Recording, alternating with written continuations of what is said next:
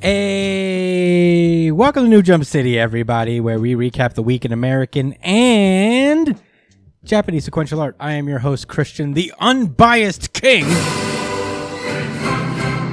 Espinal. And joining me is my partner in crime, the man, the myth, the legend. It is Joshua. Gangsta time, Cole. Called partner, but it should be called gangsta time.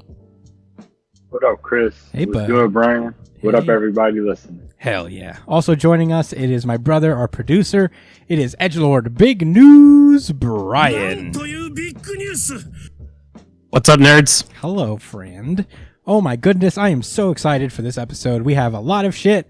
The manga started popping off. The X-books are popping off. I am so excited to get into it. So let's not waste any time. Let's get directly into plugs. You can find me at the Chris Aspinall on Twitter and Instagram. Joshua Cole, where can they find you? At JD Cole _37. And that's on Instagram as well. Hell yeah. Brian? You can find me at b.esp on both Instagram and Twitter. And if you ever want to find me when I'm streaming, you can find me at twitch.tv/itspunchline. Oh, yeah. You can follow the show itself at New Jump City on Twitter, Instagram. Follow us on Twitter, especially because we do a weekly really good chapter of the week audience poll where you guys get to decide what your favorite chapter is, and we will reveal the results on the show. So follow us. It comes up every Sunday or whenever the chapters comes up. The afternoon, a couple hours after the chapters come out. So follow along, cast your votes. We do have the winner for this week, and I'm excited to reveal it. If you have any questions, suggestions, anything you guys want to talk to us about, comment below on any video you're watching, or email us at newjumpcitypod@gmail.com. And we'll read your comments on the show, whatever, let's do it. Let's interact. If you guys want, you can subscribe to us on iTunes, Spotify, Pandora, Amazon Music, wherever you listen to podcasts. We are on there. There are a backlog of episodes that we don't have video for if you're watching it exclusively through video. So check it out. And if you are listening on audio, we do have a YouTube channel that you can click on the link inside of wherever you're listening. It will take you to the YouTube channel. So yeah, get it on. Subscribe, like, smash that like button. Do all the things. And I think that's about it. Thank you guys so much for listening. Let's get into it. Spoiler alerts. It is time to randomize. Black Clover.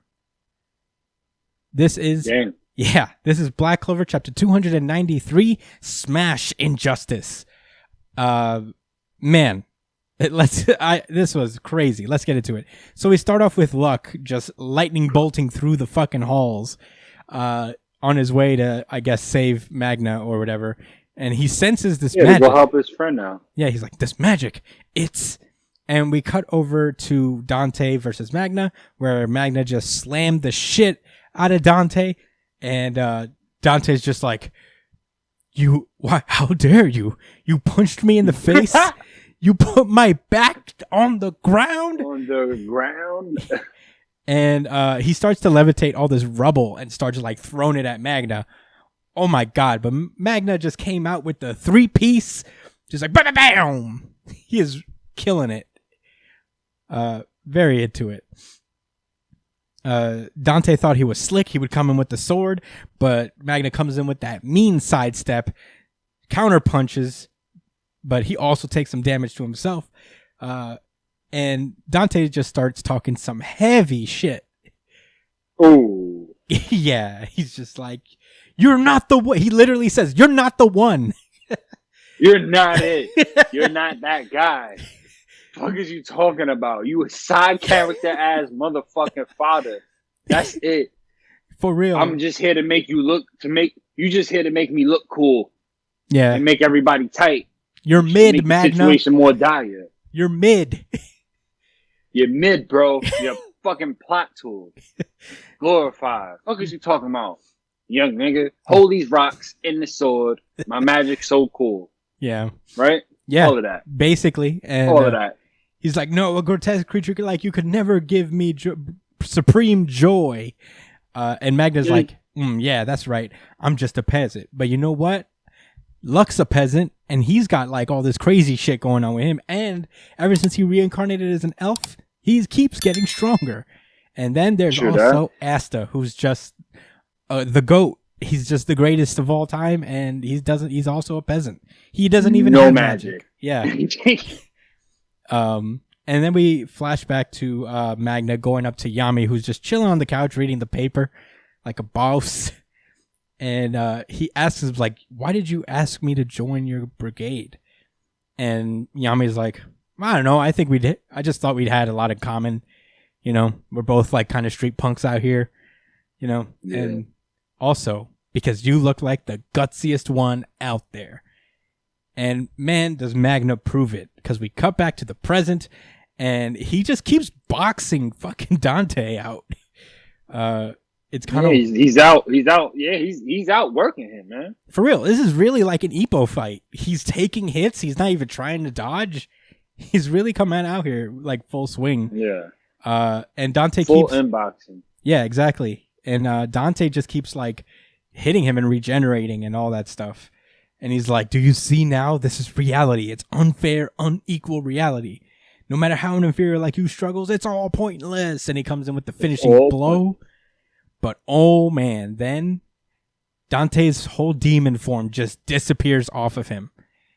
And he's like, wait, what? Huh? He's a regular ass man. Yeah, a regular ass man with a 6-pack. But that's nothing in this universe. And he's like, whoa, what happened? My devil power disappeared entirely. And he's like, what did you do to me? And he's like, I didn't do shit, you idiot. We're just both out of magic. And yeah, he basically explains like, and without magic, you ain't shit. But guess what? I'm still the man. And then he just delivers the most delicious uppercut right into the fucking jaw of Dante. Just a real fuck. Yeah, it really is. Oh, I can't wait to see the thumbnail. You already know. Blam. Blah. It was sublime, I'd say. 10 out of 10. Oh, that was excellent. Yeah, Dante, he's to his credit, he did not just fall. Cause he didn't. Yeah, no. Yeah, he took that. And yeah, he just delivered. They do another Ippo style, just like dual strike. What was it when they both like hit each other at the same time? Yeah.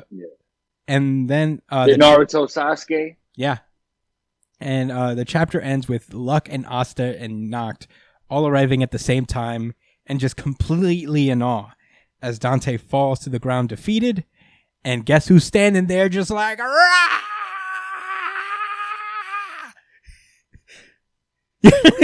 Oh, the main enemy is dead. Well, he's not. Not the main, but man. And, but, yeah. You know, one of the top. Yeah, the chain so link. Who's mid-tier? Fuck is you talking about? Yeah, and the chain disappears as Magna just like is. Rah! And he emerges victorious. Man, okay, so right out of the gate, this is the audience decided really good chapter of the week. Certified RG. Minus I'll put 2 because it was mine as well. Whoa! Come on! No, hey. Listen, I'm not there. Like there is one that edged it out. There. I think you know which one edged it out, in my opinion. But it was this close, because this is the first time I read Black Clover, and I actually physically fist pumped in the air. This was an amazing chapter. I really don't know which one is number 1. What? I really don't know which one is number 1 for you. You're going to get reminded today. I really hope it's not what I think it is. Certified. Wait, this is yours. Wow, that's crazy. Whatever. We're going to get into it. So, by the way, let quick me side tell note you- before we continue real fast. If you guys want to vote for the really good chapter, you can just hit us up on Twitter. We do it every week. Yeah, and let your voice be heard. But yeah, I think Black Clover actually won 60-something% of the vote. It won by a pretty big margin. We even got some comments on the poll saying that, like, man, I couldn't resist. This was so good. And man, I'm not mad at it. I think like if there's, it was a rough time for me deciding which one was my favorite because Black Clover was such a great series this week. You know what, guys? With all the chapters being really good this week, I'll give you guys this one. I'll give you guys a slide. for this one. But next week, I expect better, okay? I expect better from you, audience, okay? Jesus. I know this is all subjective at the end of the day, but I can't help but feel somewhat disappointed. Here's Thank why, you guys, for not picking this number one. Here's why. I've been brokenhearted by this type of thing before. If they stick with Dante, I will regret with Dante being down. Oh, I'm afraid that they won't take it back because Dante's a big deal. I actually would be genuinely shocked if they literally let him down here. But as it stands, I love this chapter. Magna's just shot up way up into my favorite characters of Black Clover. And he was pretty close. I really liked Magna before, but now he's just like ultimate respect. If you box your opponent to death, I mean, you box your way into my heart is what I'm saying. He wasn't dancing around, you know. Box your way to my heart. Getting at it. Yeah. I mean, I loved it, man. See, this is what happens when Black Clover kind of steps away from Asta for a minute and does some cool shit. I'm here for it, man. I'm telling you, man. All right, go for it. I'm sorry. I keep cutting you off. It could deliver. No, I agree. I agree with what you're saying. And I had that in my mind. I had that immediate thought, like, damn, I hope he doesn't get up like, oh, you insolent fool. Yeah. And he's not really defeated, or I won't even be mad if somebody else revives him, because that still counts as a Magna W. Yeah, I'll deal with that. But with that, listen. Yeah. Oh, go ahead. Oh, yeah. No, I'm saying with that, I'll forgive it, but it can't happen next chapter. It can't. It can't have. Yeah. We can cut to somebody else and then show us this later. Yeah. Let us savor this. Yeah. But look, we already said that this week is crazy. Can't wait to get more into the rest of the series. But listen, genuinely, it is so rare when like at this point of me reading manga where I'm genuinely surprised. Like genuinely had no idea. And it was just executed so well, because honestly, it comes down to the courage it's about it. Yeah. The courage to make one of your tertiary characters. He is. He really is. He's a Squad 8 ass nigga. You know what I'm saying? He ain't even Shikamaru. He's that cool guy. I don't even remember who Squad 8 is. I don't remember the number. I think that was Hinata's group. Whatever. Yeah, well. Ushino and Kiba. But I could be wrong. Comment below if you know. He ain't the Shino of the group. He's like the wolf guy. Yeah. Kiba? Yeah. He's Don't Iba, fucking bro. diss him like that. He's Iba, my nigga. Nah. Hey, come on. Ooh, who's getting this? Magna. He's not the Kiba of the group. No, he was. No, this is what I'm trying to say is like, he kind of was just that whatever guy. That he was just the guts guy. But, bro, like, putting him on this stage, like, and having him duke it out, and then for the main character, not like for the main character who we all expect to save the day, he already knows. You know what I'm saying? Yeah. And I'm sure, like, he hears the noise and knows that people, if they're not critical of it, he knows enough people talk about it. So he puts Asta and then his best friend, who's also a god. You feel me? Yeah. Like on a power, like, so for them to show up and to see him as the winner, it was just the moment and the emotion. The emotion in the moment. Yeah. And I didn't, I can't say that the other ones did it for me as good as they was. Oh, man. Only X-Men was. Man. You know what? I will defer all of that. I agree with you 100%. And here's another thing is that, like, this was, like, just pure shonen joy that yes, Tabata just happens to know how to tap into sometimes. He really does get it. But this was just like pure. I really read this. It was like, this is Ippo. It's giving me the feelings of me. It's really. Yo, they was in it, man. Yo, he was weaving. He was doing the Dempsey roll. It was wild, dude. Yo. Oh my Speaking God. of Ippo, Viz, get on it. Get on it, dude. Get doesn't- on Ippo. All right. I'll tell you what. It's not Viz's fault. Morikawa doesn't want it digitally put out. Ippo. Like, he doesn't like digital manga, which is. I'm like, come on, boomer. You wrote one of the greatest manga of all time, and you're not going to share it. Must I buy all that tankobon? Am I gonna have to learn Japanese and buy all the Japanese tankobons from like Book Off or something? Because they have them. I'll do it. Do it. No, Learn Japanese. It's a lot of work. And then translate it for me. I'll write it in crayon. Okay, so back to Black Clover. Yeah, Nakamura talks about Ippo's dick. Listen, if we had like this is true. I forgot about that.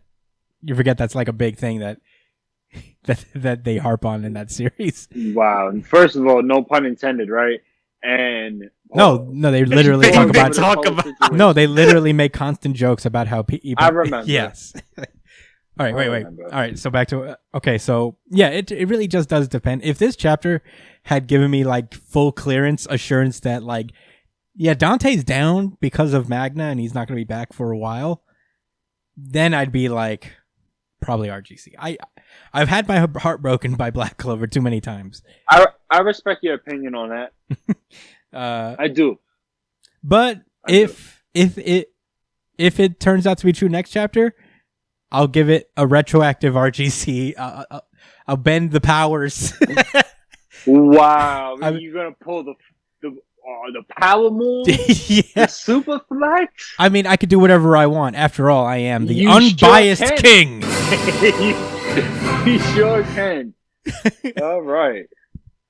Well, I think we spent enough time on Black Clover. Yeah, it was fantastic. Worth the read and the wait. And man, go Magna, dude. Go Magna. You'll never catch me talking this positively about Black Clover again. So enjoy. Yeah. I knew you was gonna love it. No. I really thought this was gonna be on IGC for the simple fact that he knocked that nigga out, man. Listen, I read this first. I forgot about the uppercut. I read this first, man. and I was like, RGC. But then something else happened, and I was like, all right, come on. It's this close. It's like photo finish. Like they had to look. You know he was slumped on the side, right? Who was? Your man's the devil guy. We got his name already. Dante? Gravity Devil. Dante? Yami. No. Dante. Yes. Oops. No, yeah, he got fucked All up. right. All right. You know what? I will give Magna beating Dante ass whooping of the week. Yes.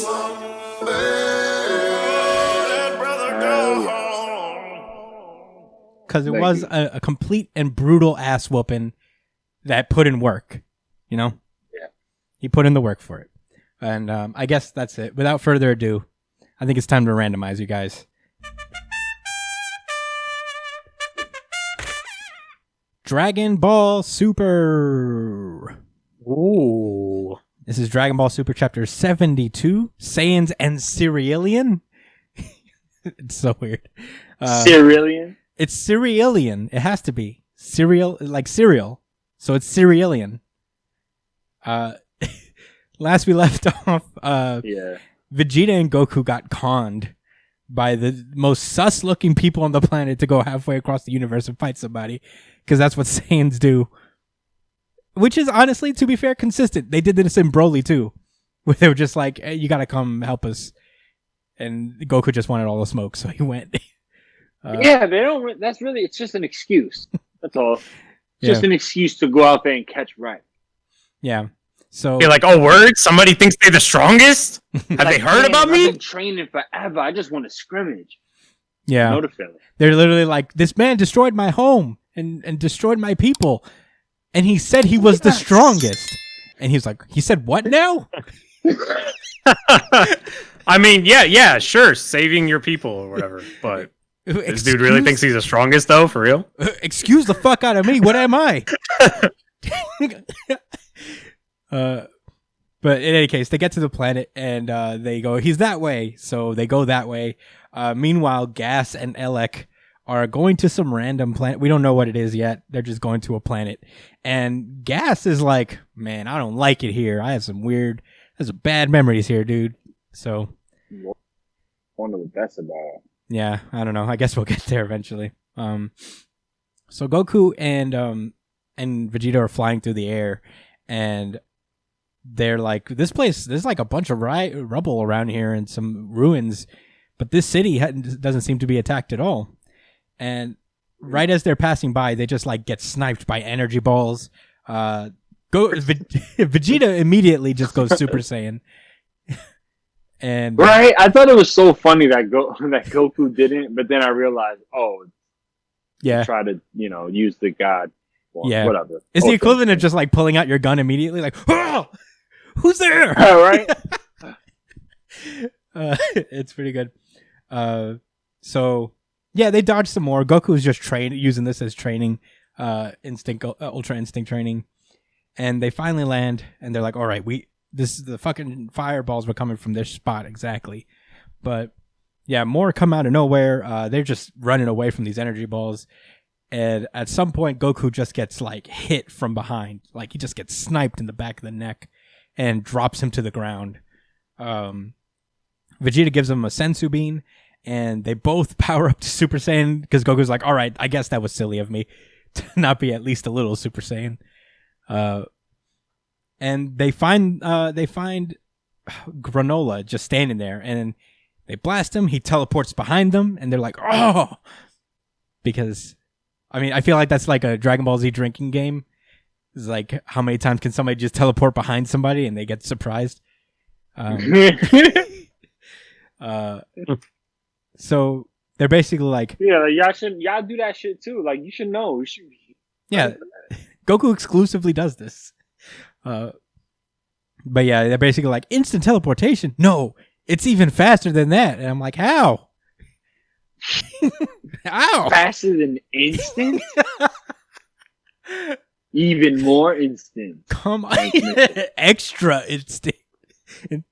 Instanter transmutation. Instastist. Oh man. And no, he's pretty gangster though. It was pretty cool. He looks pretty menacing. Yeah, he pulls up and he's like, I have no name for the technique. It's just a small fraction of my gangster. Yeah. Plus, I just started doing it 30 minutes ago, so I'll This is fucking easy mode, bitches. Yeah, he basically did say that. Yeah. So, he's You like, ain't seen nothing yet. This ain't even my real character. yeah, he introduces himself. He's like, I am Granola, last of the Ceruleans. And he's like, they're like, fucking cereal, bitch. All right, Lucky Charms. fucking their great superpowers. Yeah, he says, Ceruleans? Vegeta, you know this Rice Krispie, motherfucker? And he made a whole crater. Damn. Yeah, he goes up like, how did I miss that? Yeah, he just floats up and he's like, I'm tired of your shit. I'm gonna let you know what a Cerulean is. And then he just blasts the ground. Goku and Vegeta like dodge it, and yeah, they're just like, whoa, okay, so he's already hit you once, so I guess Goku, I'll let you go first. And they do that thing where they have to decide who goes first, but thankfully it's not like an argument. Vegeta's just like, I'll let you go first because he sniped you in the back of the neck, and that's pretty shiesty. So Goku goes down. Vegeta lands on one of the ruins and just kind of stands back and watches the situation from afar. And Granola asks him, like, where's that ape form you guys are known for? And yo, monkey ass form of hack. Yeah, Goku's like, oh wow, you really know about us. I mean, I can't do that transformation anymore, but I can do this. And then he transforms into Super Saiyan God, and he's like, this is Super Saiyan God mode. And Granola's like, God, bold claim. So they start fighting it out. This guy's really fast. Goku's actually kind of surprised. He starts to use Ultra Instinct to dodge all his moves. And it starts to work for a while, but then he just catches Goku. Just like, Kya! Like with an A palms move, and it hits him right in his vital spots. And Goku just falls to the floor. So Granola explains, like, yeah, you're pretty fast, but I could tell that your body moves on its own before your brain even processes incoming attacks. But even if you were flawless, you can't hide your vital points. So, oh, wow. Yeah, he explains further that his right eye, that eye that he keeps covered up with that thing, is basically the Byakugan of this world, where he can just kind of like look into your body and see your blood flow and, see how your muscles move. Similar to like being able to see the chakra system. And Vegeta's like, whoa, this is starting to sound familiar. And then he looks over to the city, and then he's like, oh, wait, it's all coming back, kind of, sort of. Let me get a closer look. Yeah, that was pretty silly. I'm not gonna lie. Oh, wait a minute. Is this what I think it is? And Investigation Vegeta. bum, bum, bum, bum, bum, bum. Dun, dun, dun, dun, dun. Did my race do genocide? Dun, dun, dun, dun, dun. Probably did. All right, so Probably did genocide. so Granola just like starts arguing with Goku, and he's like, "You will pay for everything you do." And Goku's like, "I don't know what's going on," and No idea what you're talking about, bro. But I'm down for the fade anyway. yeah, he's like, "I know you're holding back, so fucking fight me with all your power." Goku goes Super Saiyan Blue, and they start to clash again. Meanwhile, back at the old destroyed home of the Cerealians, Vegeta arrives at this gigantic ape footprint, and he's like, "Oh shit, now I get it." And that's where the chapter ends. As Vegeta's like, "Oh, I know who he is now. This is crazy."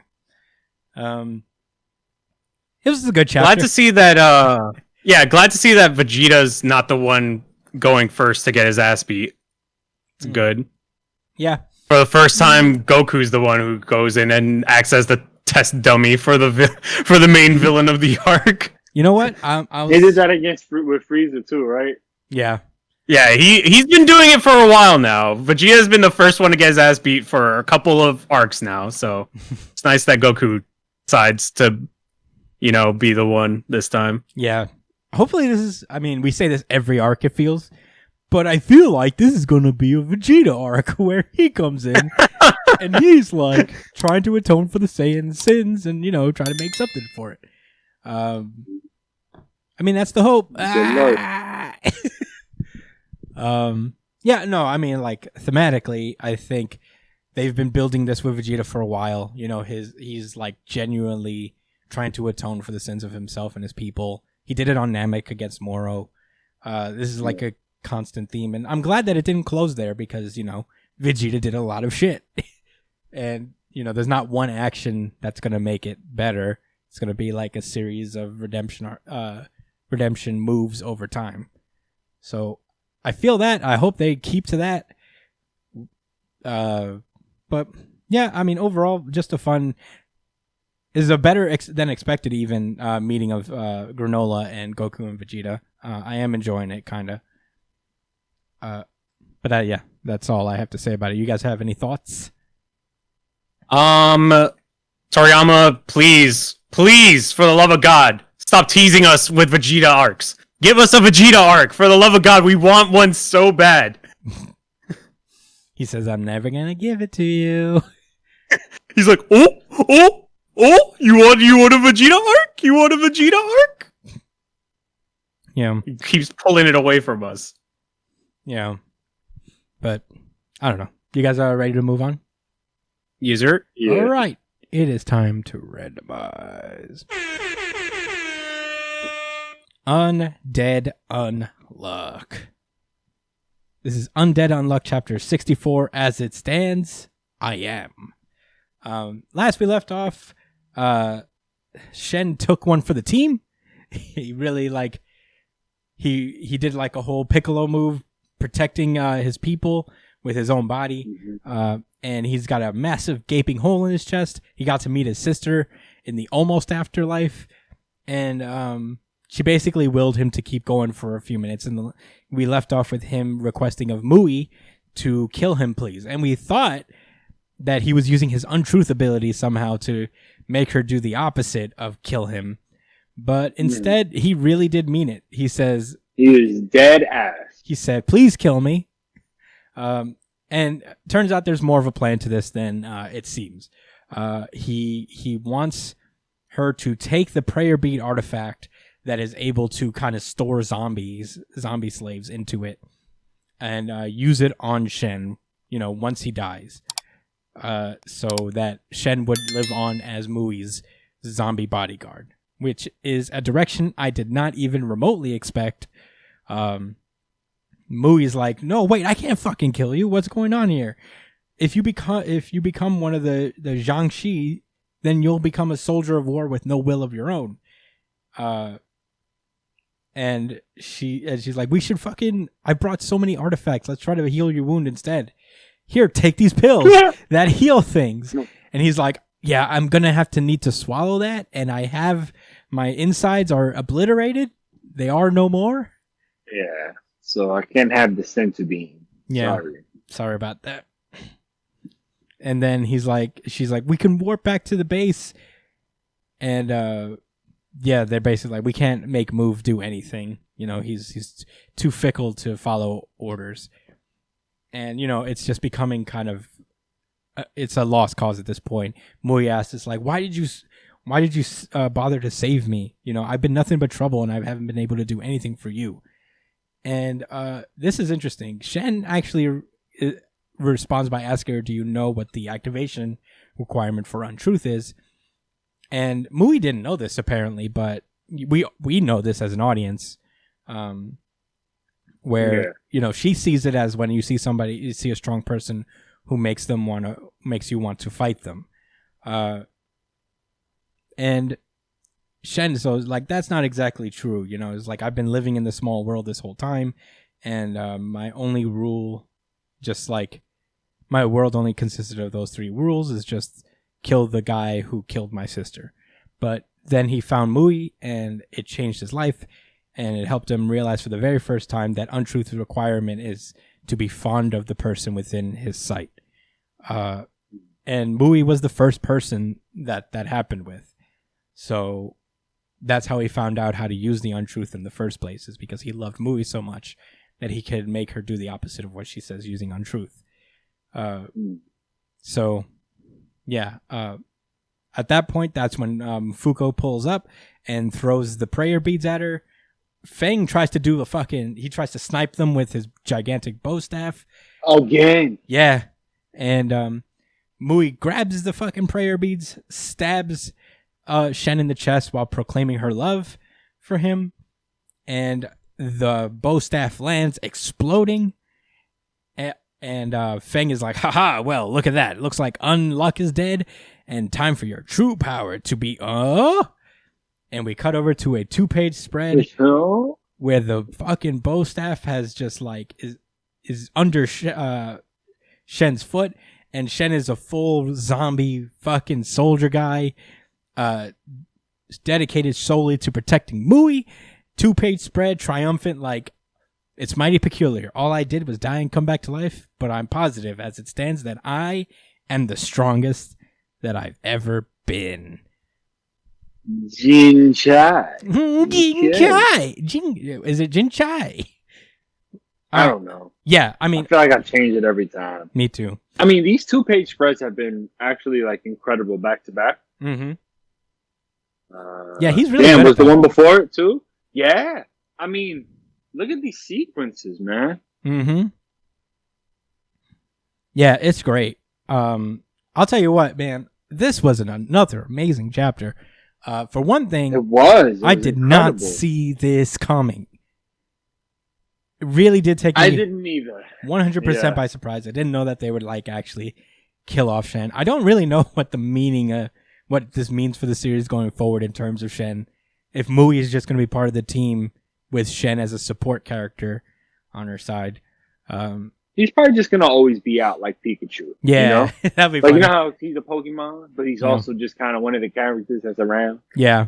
It'd be or like interesting. Meow. That's right. Yeah. More like Meow because he can talk and he has a will of his own, really. Yeah, and he's a smarmy asshole. Yeah.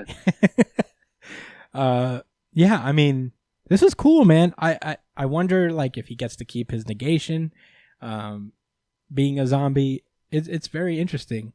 This has been a great arc for Undead Unluck in a series that's just been kind of like steady good. It just like spiked up really fast in the last few chapters. Fantastic development for Shen and Mui. I'm excited to see where it goes. Yeah. I can't wait to see what's next Yeah. for Undead Unluck. I wonder if they're going to be Fang now. I thought maybe they'd save him for later because he's kind of like a god. He's mad OD powerful. Yeah, I want to remind you, he did catch a bullet with his toe. toes. Yeah, I mean, who knows? I would like it if they are gonna defeat him. It takes like maybe not next chapter, but the chapter after. That'd be pretty fire. Yeah. They make it like a real cool fight. But yeah, I mean, not much to say. It's interesting, like, you know, with these really good chapters, all we can do is just be like, "That was so good." That's it. Yeah. But I mean, it is what it is, right? So it can only be one. I'm here for the positive vibes. Shonen Jump has really put out the fucking heat this week, and Undead Unluck was no exception. Very excited for that. But I'm ready to move on if you guys are. Yeah. All right, it is time to randomize the X books, starting with New Mutants, number 18. Before you start getting into this, Chris, let me ask you something. I feel like we spoke about how we felt about New Mutants with the last issue, where I felt like I explained what I didn't like and what I did like, and I feel like you did too. Mhm. But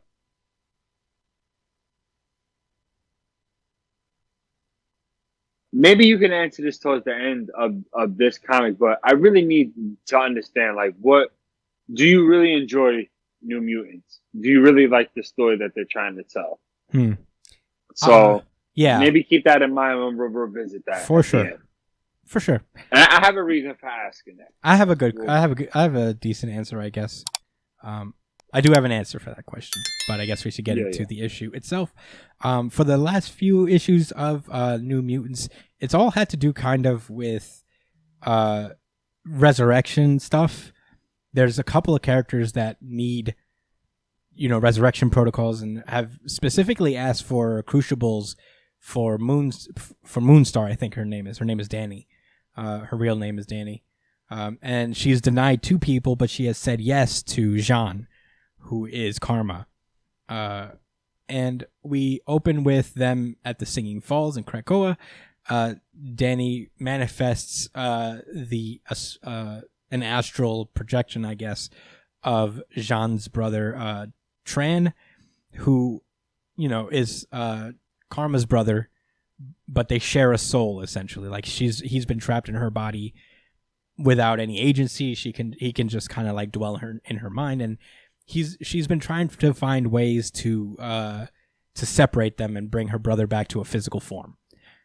And the best way they could do that right now is that by doing the crucible with Danny and Karma dying, she can use the ability to die and resurrect to become her own person, kind of separate the consciousnesses.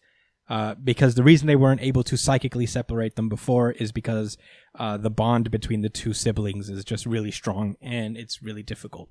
They've been melded together by more than psychic means. It's like a magical thing that no X-Men really has experience to that degree of. And we continue on after Jean tells Tran the story, their plan, and, you know, they're in agreement. They start the crucible. Meanwhile, we go with the second story. There's like a couple of floating storylines in New Mutants. The other one is dealing with a young Russian mutant named Known Girl, who has just been kind of like warped by her mutant ability, and she has been desperately trying to regain a normal body. And after Moonstar has denied her a crucible and invitation so that they could resurrect her with a normal body, she has been going through other means, using what they learned from the sextants, combining, you know, your powers with somebody else's powers to try and body swap with other things in order to become a normal person. And Scout, one of the X-23 clones, or, you know, kind of sisters now, is basically on the fence with this whole plan, because it's not just No Girl, it's a couple of mutants with like physical external like kind of mutations that really show them, one guy is literally just water. So he's just trying to be solid again. And she goes up to one of the New Mutants and asks basically what to do in the situation. It's like, hypothetically, is it wrong for people to be seeking, this body swap thing?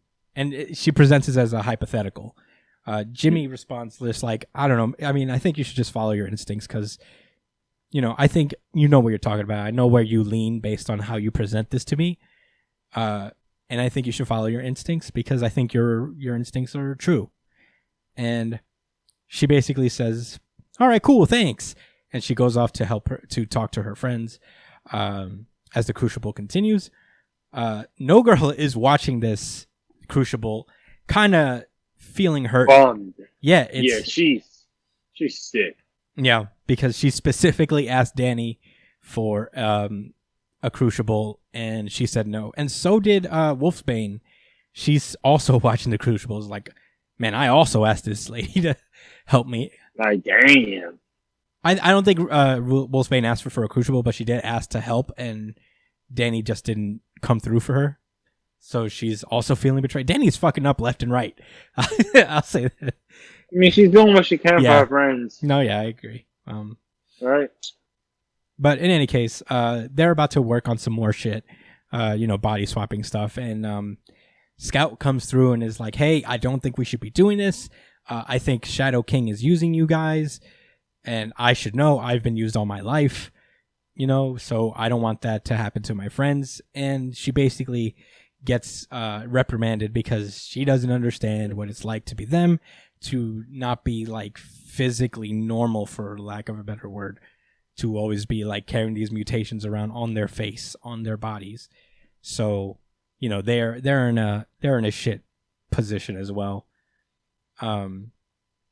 This is also interspliced with the finale of the Crucible, where like Sean is kind of like battling with her inner doubts that I guess her brother used to be a villain. I don't know too much of the history between the two, but her brother used to be a villain, and she's like hesitating because like, what if releasing him into the world is a mistake? And, what if I'm doing wrong by doing this Crucible and separating myself from my brother? But in the end, she resolves is like, look, Krakoa is a fresh slate for everybody, and that also means my brother. It's not up to me to decide, what he'll be. He has to make that call. And if anything, we'll deal with him. We're stronger than we've ever been. We're more together than we've ever been. So, yeah. The Crucible ends. Danny ends up killing Jean. And we cut over to Scout being led into the dark, scary forest by Wolfsbane as she introduces her to Shadow King and is like, maybe he can help you explain what we're really about. Yeah, I'm like, and man, kudos to Scout. She looks at the Shadow King's eyes, is like, yeah, you don't scare me, Shadow King, and I won't let you mess with my friends. And I'm like, cool, good for you, Scout. Yeah, I can regenerate. Yeah, I ain't scared of shit. Ching! I got claws. Then I got claws. I got one claw. You stupid. I don't know. I've lost the energy. I've lost the drive. Yeah. I actually think Shadow King is pretty dope. Shadow King is kind of cool design. But anyway, Jean passes away, and we cut immediately to her resurrection. And Storm is there to invite her, as she does with most people who are resurrected. They usually do this whole thing where they're like, look! It's kind of weird propaganda thing where they're like, look, she's back. We've resurrected her. It's kind of the culty part of the Krakoan whole saga. And yeah, it is a little. They do reveal that she is her own woman. Her brother seems to be cast out of her soul, so it doesn't show her brother anywhere. Yeah, because he's supposed to get revived too. Yeah, I figured that he would be, but maybe, next issue he'll just be back. I wouldn't mind it either way, but that's where the issue ends, is Jean is resurrected as her own person, and presumably her brother Tran will follow. And that's where New Mutants ends. Back to the question. Yeah, to answer your question, I mean, I'm on and off with New Mutants, and even when I'm on it, I'm not hyper enthusiastic about it. I did like this last couple of issues. I felt like I was more invested in this particular arc for some reason. I feel like it doesn't help that like the New Mutants group is not around each other enough, and I don't really know much about them. This is the one in the first place. This is one of the few X books that really kind of like calls on their past continuity. This is one of the actual teams that were an actual team together before and have a lot of history together. So I feel kind of out of the loop, or like kind of like a, I don't know how many are there, like ninth wheel, so to speak. I mean, it's totally different from, let's say, the situation going on with Wolverine, Jean Grey, and Cyclops, right? Mm-hmm. Is it new and weird? Absolutely. Well, that's not the point. It is new and weird, though. But, like, do we know who the characters are? Sure. Do we know why they put them in that situation? I guess, yeah. Because they had relations with each other before. Jean Grey and Wolverine, Jean Grey and Cyclops. So it makes sense that they would share. Doesn't make sense, but I could see why that would happen with them. You know what I'm saying? Yeah. Where, like, so again, we understand who the characters are and the context, but it didn't really matter. Man, I'm losing my train of thought, bro. I'm sorry. My point is, it leans very heavily on, like you said, like on the actual continuity of New Mutant, and I just feel so out of the loop. Yeah. I feel like I'm just missing this big piece of the pie. And here's the thing: I'd like to believe that most of these books, if they don't represent something, they at the very least are driving the series in their own way and telling this grand story. I really believe that New Mutants is just purely this slice of life situation where most of the conflict that's going to be contained in it is going to be about the characters. And if you don't know about them, then tough luck. Yeah.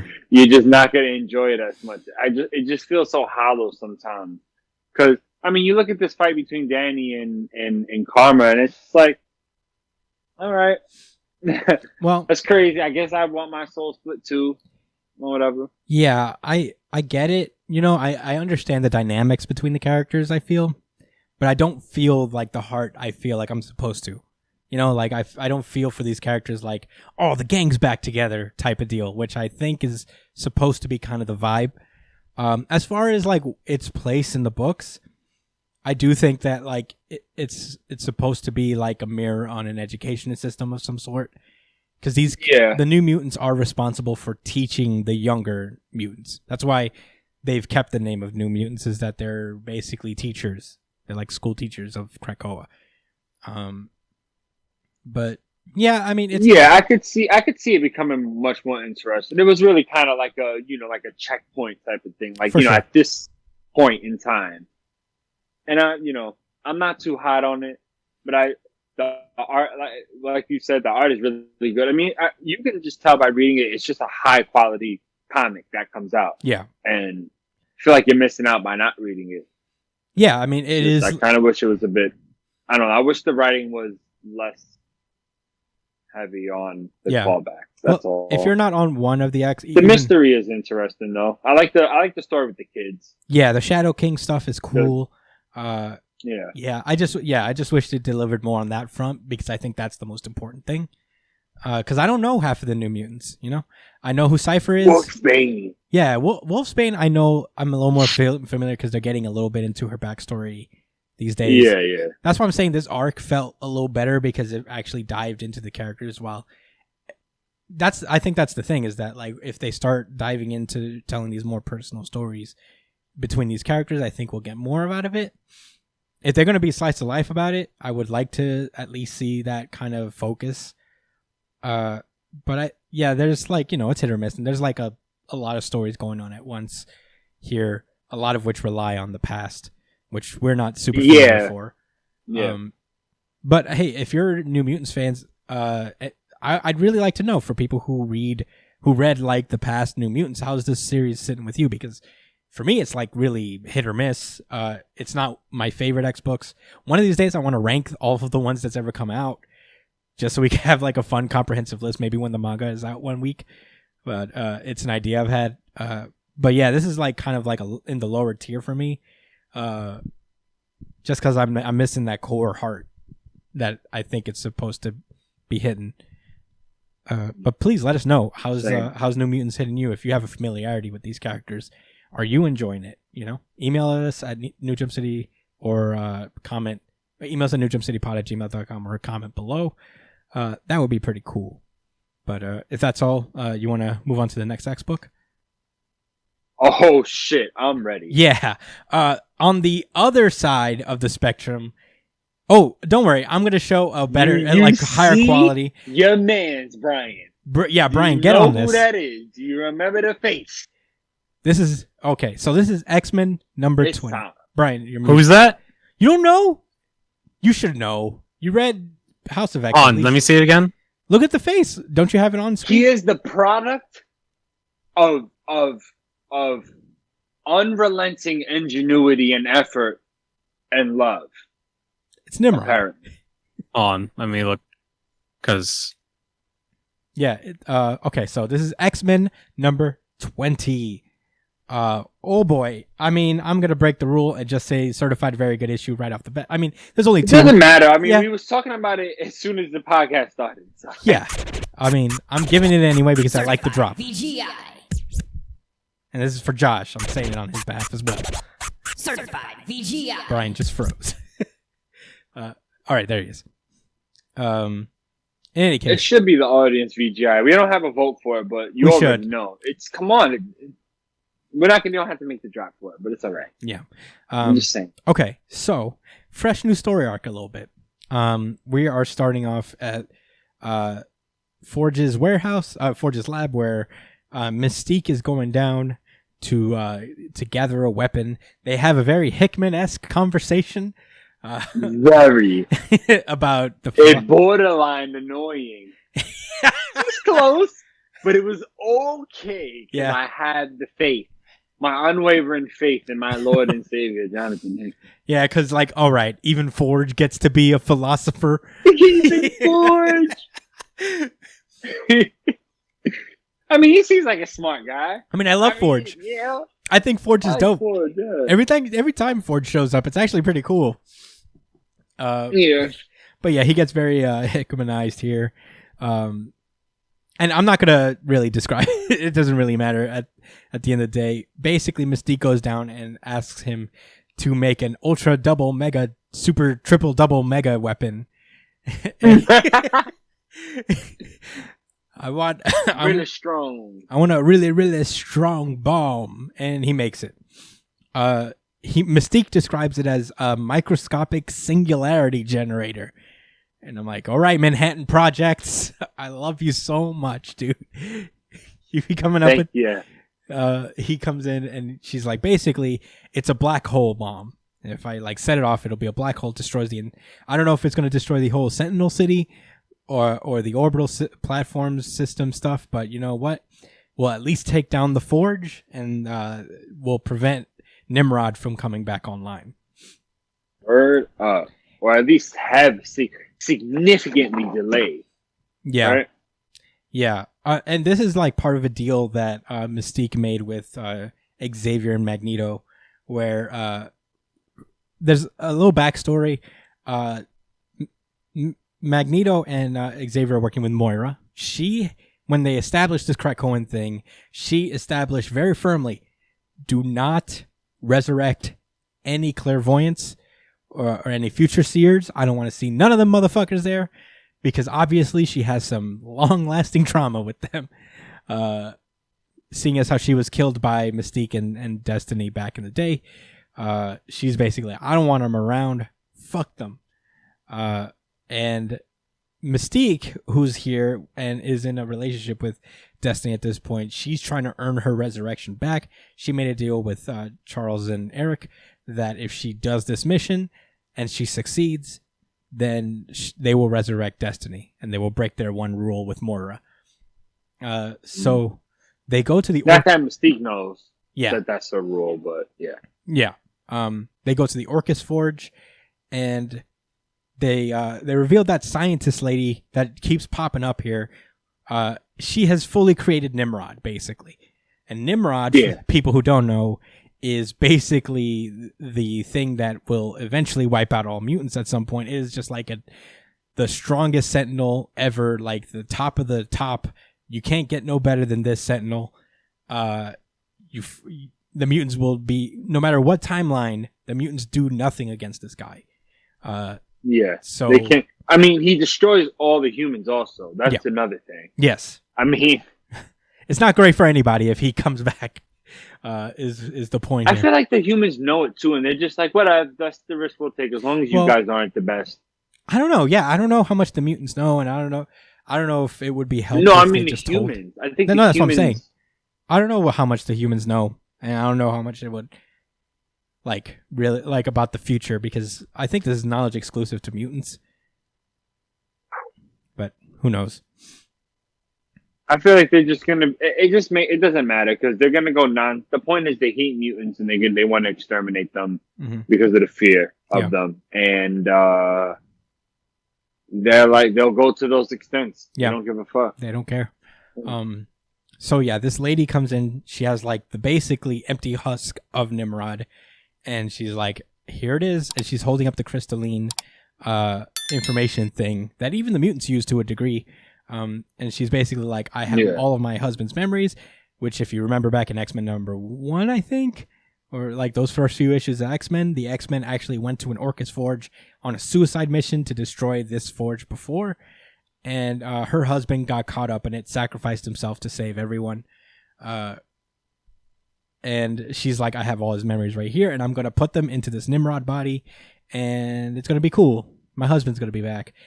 And it works. Nimrod comes online, which at that moment I was like, oh, damn. Yeah, right? Like, what? Already? Yeah. Damn.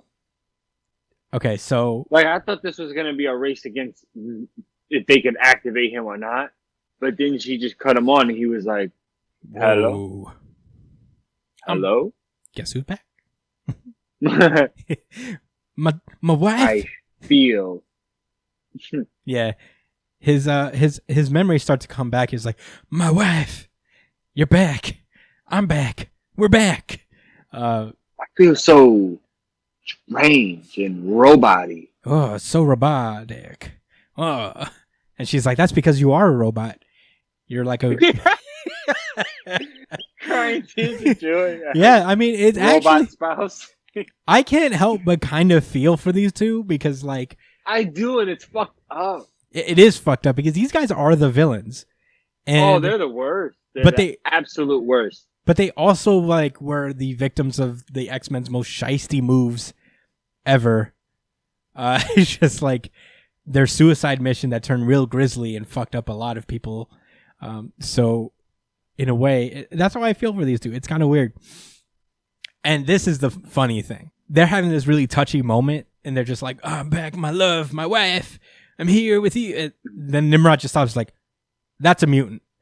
He's just like, there you go. What's that? That's a mutant. And... Oh, that's a mutant. And there's something inside of me that knows. Mystique is immediately like, this is shit. And they immediately start popping off. Mystique activates the bomb. And it starts to expand, but everybody tries to get away. Nimrod actually stays behind with the scientist lady, and is like, "I'll handle this." He makes shadow clones of himself. He's like, "Duplicate, duplicate." And he sends one of the duplicates after Mystique, and he stays behind and makes like this weird force field around the bomb. And he tells his wife, is like, my wife, you have to go. I know we just reunited, but, you know, this is the only way to keep you alive. And she's basically explains like, wait, no, if your host body gets destroyed before like all your memories fully return to you, you're only going to be left with what you have right now, basically. Like you lose part of your memories with every body that's destroyed of yours. And, basically he's like, I mean, you know, I don't know what you want me to do. You resurrected me and you know that like I would rather die than lose you. So duplicate. Yeah. And he takes her away. He's like, get away. I will save you. and he goes down with the Orcus Forge, and he manages to just like save everything. It's fucked up. But himself. Yeah. Technically. I mean, to a degree. His mind. Part of a lot of his mind is like him as a person, like his essence is gone, and all that remains is this kind of like robotic thing. But yeah, man, with the fucking clutch play, Nimrod comes through. The duplicate Nimrod finds Mystique and just chokes her, and is like, "Look at me, mutant, you have failed." And I'm like, damn. He says, "When you return home, tell your masters that I was born today. Your fucking worst fear, bitch. I got you." Yeah. Yeah, it's rough. And y'all fucked up, and I'm going to remember all of this. Yeah. Yeah, and not only that is he here, he's actually mad at them. Like, he has a real grudge against the mutants now. Because, like, I was just born. I was the happiest I'll ever be. And you caused my creator misery and pain. So, you know, I'm coming for you. I am Nimrod, the hunter. And he blasts her into the portal. Like, with a laser. He didn't even have to do that. He just went like, whoa, bam! You get caught up with, like, man, I know I'm always with the Smash Brothers references, but, like, Mewtwo has, like, a throw where he tosses you and then throws shots at you. Like, he tosses it and blasts and hold that shot through the fucking game. I'm not even going to go to the other side. Well, I guess you can't. He's just a machine. Yeah. He's like, I'm coming back later. I was just born, so I'm going to chill for a minute, but I'm coming for you. And we cut to the Orcus station later. I remember this robot guy, kind of. I just don't remember his deal right now. I forget who he is exactly. I just know he's around. And I remember this lady, this bald lady. She's also like a cyborg, like post-human type She person. makes it all the way to the future. Yeah. She makes it all the way to the end of time, basically. And basically they're like, how is she? Inconsolable. And man, this old man says it best. He's like, to dedicate yourself wholly to correcting a wrong and then to be robbed of victory by those who committed the original sin. Yeah. Oof. It's funny, too, because Mystique was one of the people on the original suicide mission. So, yeah. It's the original sin. Like, it wasn't just some other mutant. It was the same mutant. Yeah. Poetic. Yeah. And she's like, man, and this old man just kind of takes like pride. He basically asks like, yo, how many were hurt this time? And the cyborg lady's like, surprisingly nobody. Which is crazy because the bomb they brought was like literally designed to destroy us. Like catered, like tailor-made to destroy us specifically. And this old man is just like, ha ha ha, isn't that crazy? What a joy, what a revelation. And he says something like very, it's kind of funny. It's kind of like a play on like the X-Men trope of they don't hate us, they fear us. Because he's like, yes, they hate us and we hate them. That's the current state of mutant and man, but all their arrogance, the bravado, the bold declarations of inevitability. Don't you see, Omega? Those words are in conflict with their actions. It's obvious, isn't it? They don't just hate us. They fear us. And I'm like, whoa, that's what the X-Men were saying, like, about humans for a time. It's kind of fun. It's kind of fun to see, like, that juxtaposition, like, flipped a little bit. Yeah, that. To be hated and feared. Yeah. You know? It's true, man. That was well put. Yeah. I mean, damn, I felt like I had something to say, but you feel like you just condensed it. Yeah. Pretty much. I mean, if you think about it, I couldn't let you say it, but in any case, nah. I mean, I was just gonna say it. Aside from like just like looking at it big picture wise like that, just it just only gives them so much more confidence, because they're looking at it as this threat that needs to be stopped, and the way they've been moving, they know they've had to put their foot on the pedal, to meet their goals or whatever, and I guess this was just a sign to show, like, yo, we're on the right path. Like, they're scared of and us. plus, the fact that we dodged this attack, like, yeah, it's just more motivation. It's key. Like Orcus ain't going nowhere. We already know that. Yeah. Yeah. I mean, what a crazy thing. We cut over to Krakoa, and Mystique is just being freshly resurrected. And they're like, "Oh my god, this was crazy." Yeah, this is where shit starts to really kind of like pop off. And it's crazy with the amount of shit that's already happened. But Mystique comes out, and they ask her, like, "What happened?" And she's like, "You know what happened. You know what my brain says." And she's like, "We want to hear you say it." And she tells them, "I failed. It's online. Nimrod is online." And they're like, damn it all. Yeah. And Xavier's like, man, this changes things. But yeah, now they know what they're going to do. They seem to have like a contingency plan in place. And they don't say exactly what it is right now. But as they're about to go off on their plans, Mystique is like, wait, what about Irene? And they just look down on her and they say, what about her? What about her? Whew. Yeesh.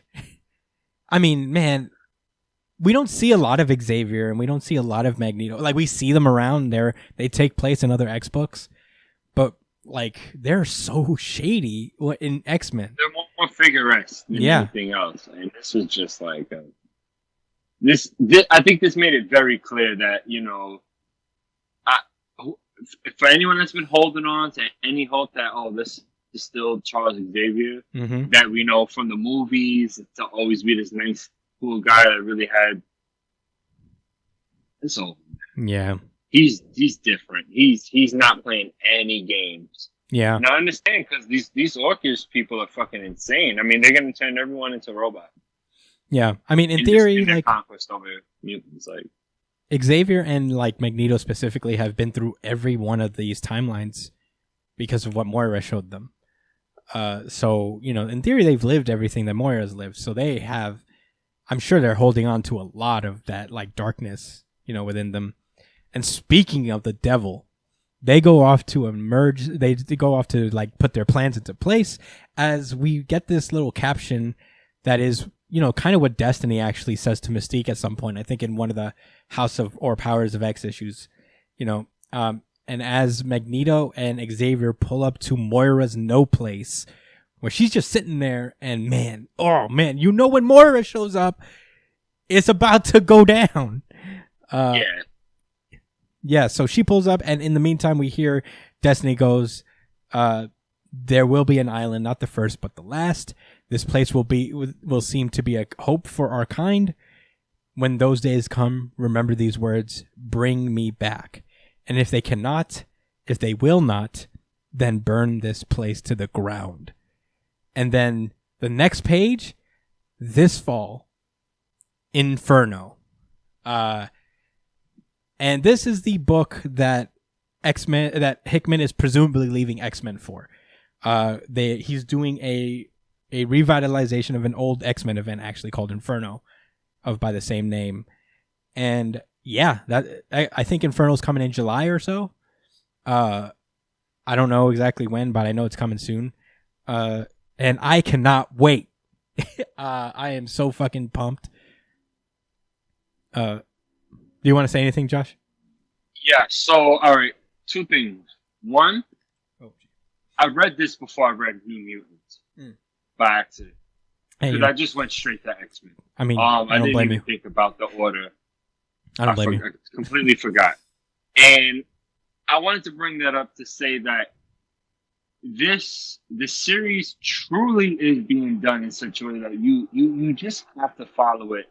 And if you're not sticking to just one book or maybe just two, and you know what I'm saying? Like, you really have to follow the order of things, or it's going to completely change the tone. It can potentially change the tone of how you look at things. Because after this, I started reading New Mutants, and I couldn't help but feel like, damn, like, shit is really about to change for these guys. Like, they're not. It's not going to just be a peaceful little island and shit is sweet for the mutants. I mean, maybe for a little while longer, but it occurred to me why we're in the Reign era of Reign of X. And it's not so much about showing them being completely superior and just like reaching these unfathomable heights. I mean, they are. We're seeing that with Sword, where they're really taking control of the galaxy, and we're seeing X-Corp is going to show how they put a stranglehold on, like, you know, the Earth marketplace. Mm-hmm. So we see how they are being successful and stuff, but I think all of that's going to change very fast. Yeah. And like a lot sooner than we thought. For sure. If you look at the future slate of books, we do have the gala still. That seems going to actually like kind of change a lot of shit as well. There's going to be a Trial of Magneto story that I'm sure will come out of the gala. Like something that went down in the gala is going to have Magneto go on trial.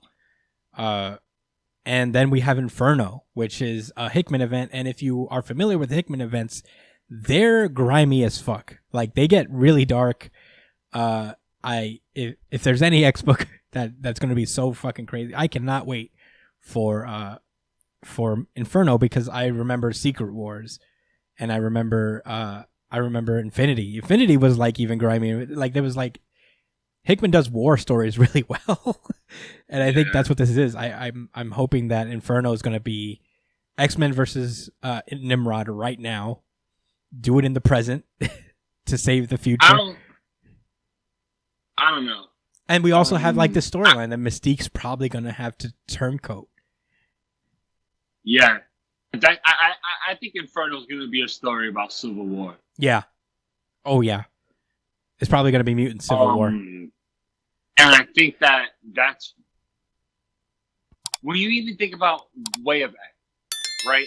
And you're like, why now? Why this book now, right? And I feel like it starts to make sense because this whatever Kirk develops is going to be so integral to, I guess, like the leadership and guidance of mutants when shit hits the fan. Right. You know what I'm saying? I don't know. I don't want to make any predictions, but I agree. No, I agree with you. I feel like what this book did, what this was more than anything else, really was like a setup book. Yeah. It was. It's like a interlude going into the gala, which I believe is probably going to be like the midpoint of the Reign event. Mm-hmm. Inferno might be the end of it, and then we're gonna move on to the next era of Hickman's X-Men run. Yeah, I don't know where this is going. I mean, the X books are such a slow burn. You kind of it lulls you to sleep almost, and then all of a sudden, like Hickman slowly turns up the heat in his X-Men series. He starts to put every X book as a piece of the puzzle, and it's starting to come together a little bit more now. I'm very excited. This is when I saw that 2-page spread of Inferno, I'm like, that's what he's doing. Big old event. I'm excited. But the X books were cool this week. X-Men was fantastic. Yeah, incredible. Yeah, but I'm ready to move on if you are. Yes. Then let's go.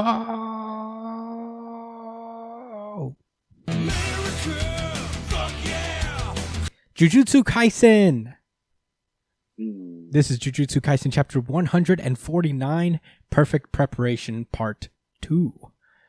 Last we left off, Maki's dad raffle stomped her in Mortal Kombat.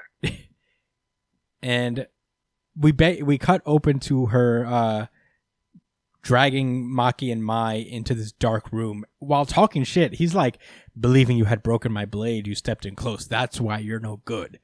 You fucking see me as a swordsman, but I'm not a swordsman. I'm a sorcerer. You can't judge me by the standards of someone who is worthless. And I'm like, damn.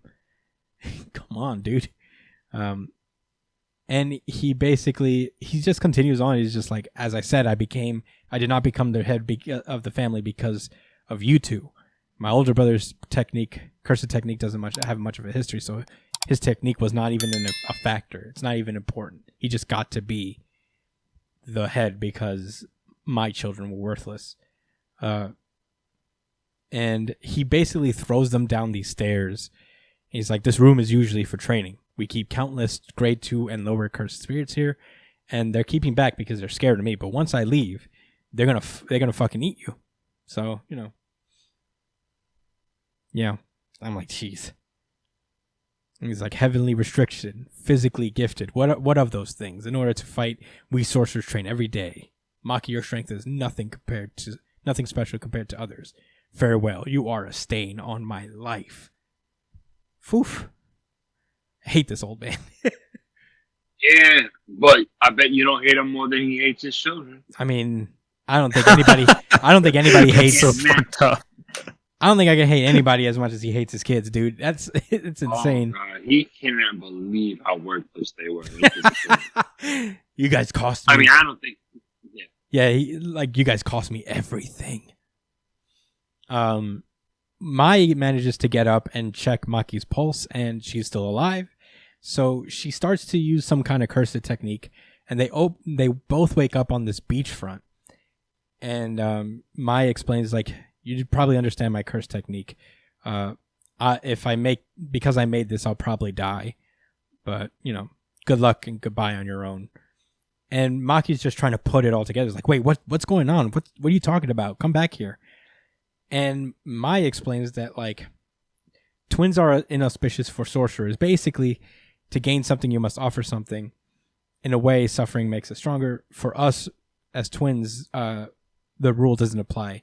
Cursed techniques treat identical twins as one individual. And that's why they're both kind of deficient in one area or the other. So Mai may have cursed technique, but what is it, that she can't see cursed spirits? I know she has like a cursed technique, or maybe she has just limited cursed energy, and Maki just doesn't have any at all, and no cursed technique.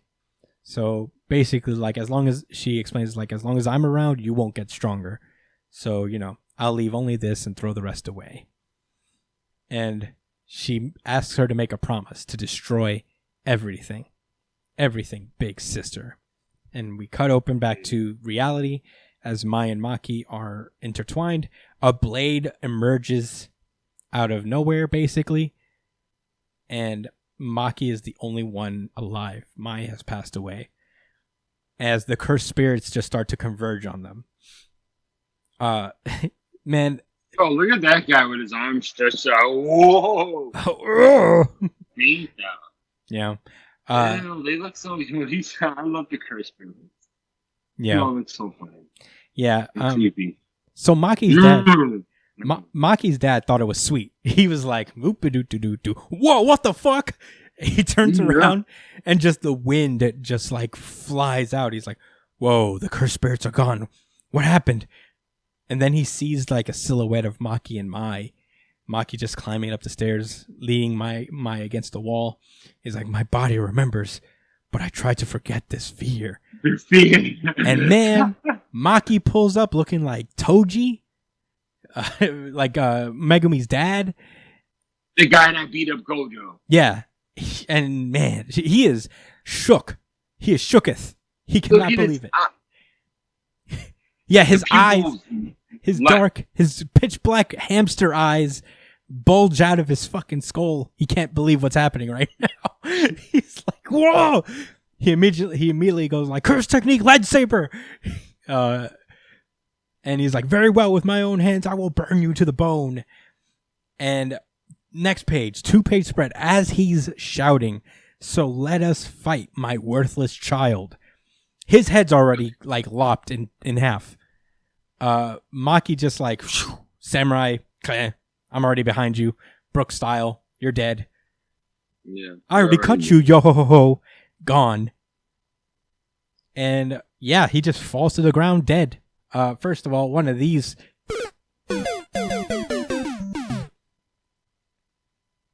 And Maki is victorious. She looks down and she's like, "Mai, let's get started." He's dead. Yeah. Okay, so this is my certified really good chapter of the week. RGC. Yeah, this is mine too.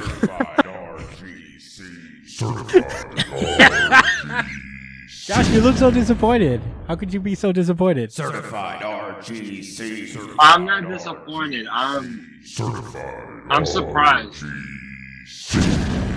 Why? I'm really surprised at Brian. Hmm. And all right, this was late. Let me start off by giving my thoughts. So This shit was so crazy. I had to go research what heavenly restriction was. I said, you know what? Enough is enough. I need to understand what is going on. So I went to a wiki, and I understand exactly what happened here. They're twins, and when you're a sorcerer person and you're a twin, your power gets divided.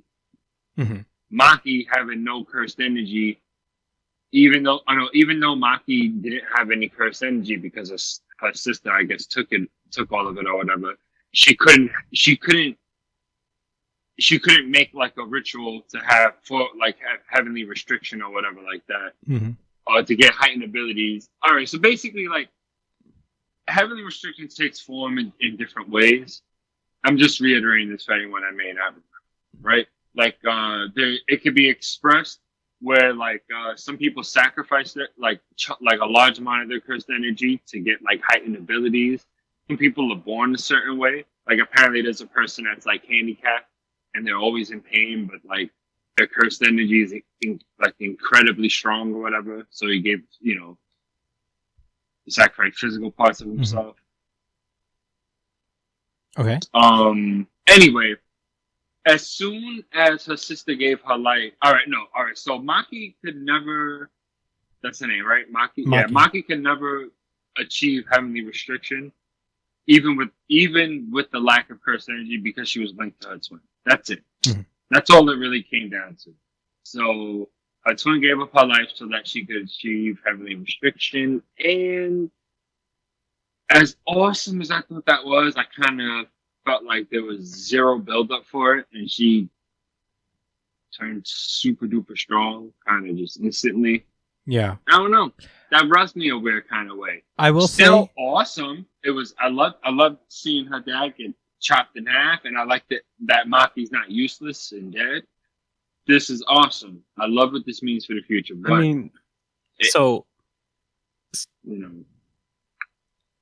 if you don't mind me cutting in there, I think there's a reason why she's super strong right off the bat, because it's kind of like, she's been training her whole life to be strong without it, to be strong without this kind of power, and she was already super skilled. She was already like starting to, come to her own. And now she has this power to kind of amplify her true skills, Like, so it kind of like makes sense that she's this strong, but to be fair, her dad was kind of a fucking loser anyway. Like, she was beating him like without this power beforehand. He just, used curse technique. And that's how he got the upper hand. Like, it was clear that she was the more skilled against her own father. So we don't know what her true capabilities are yet, but we know that her, like, at least what we can see, her potential Megumi's dad, which is pretty fucking high.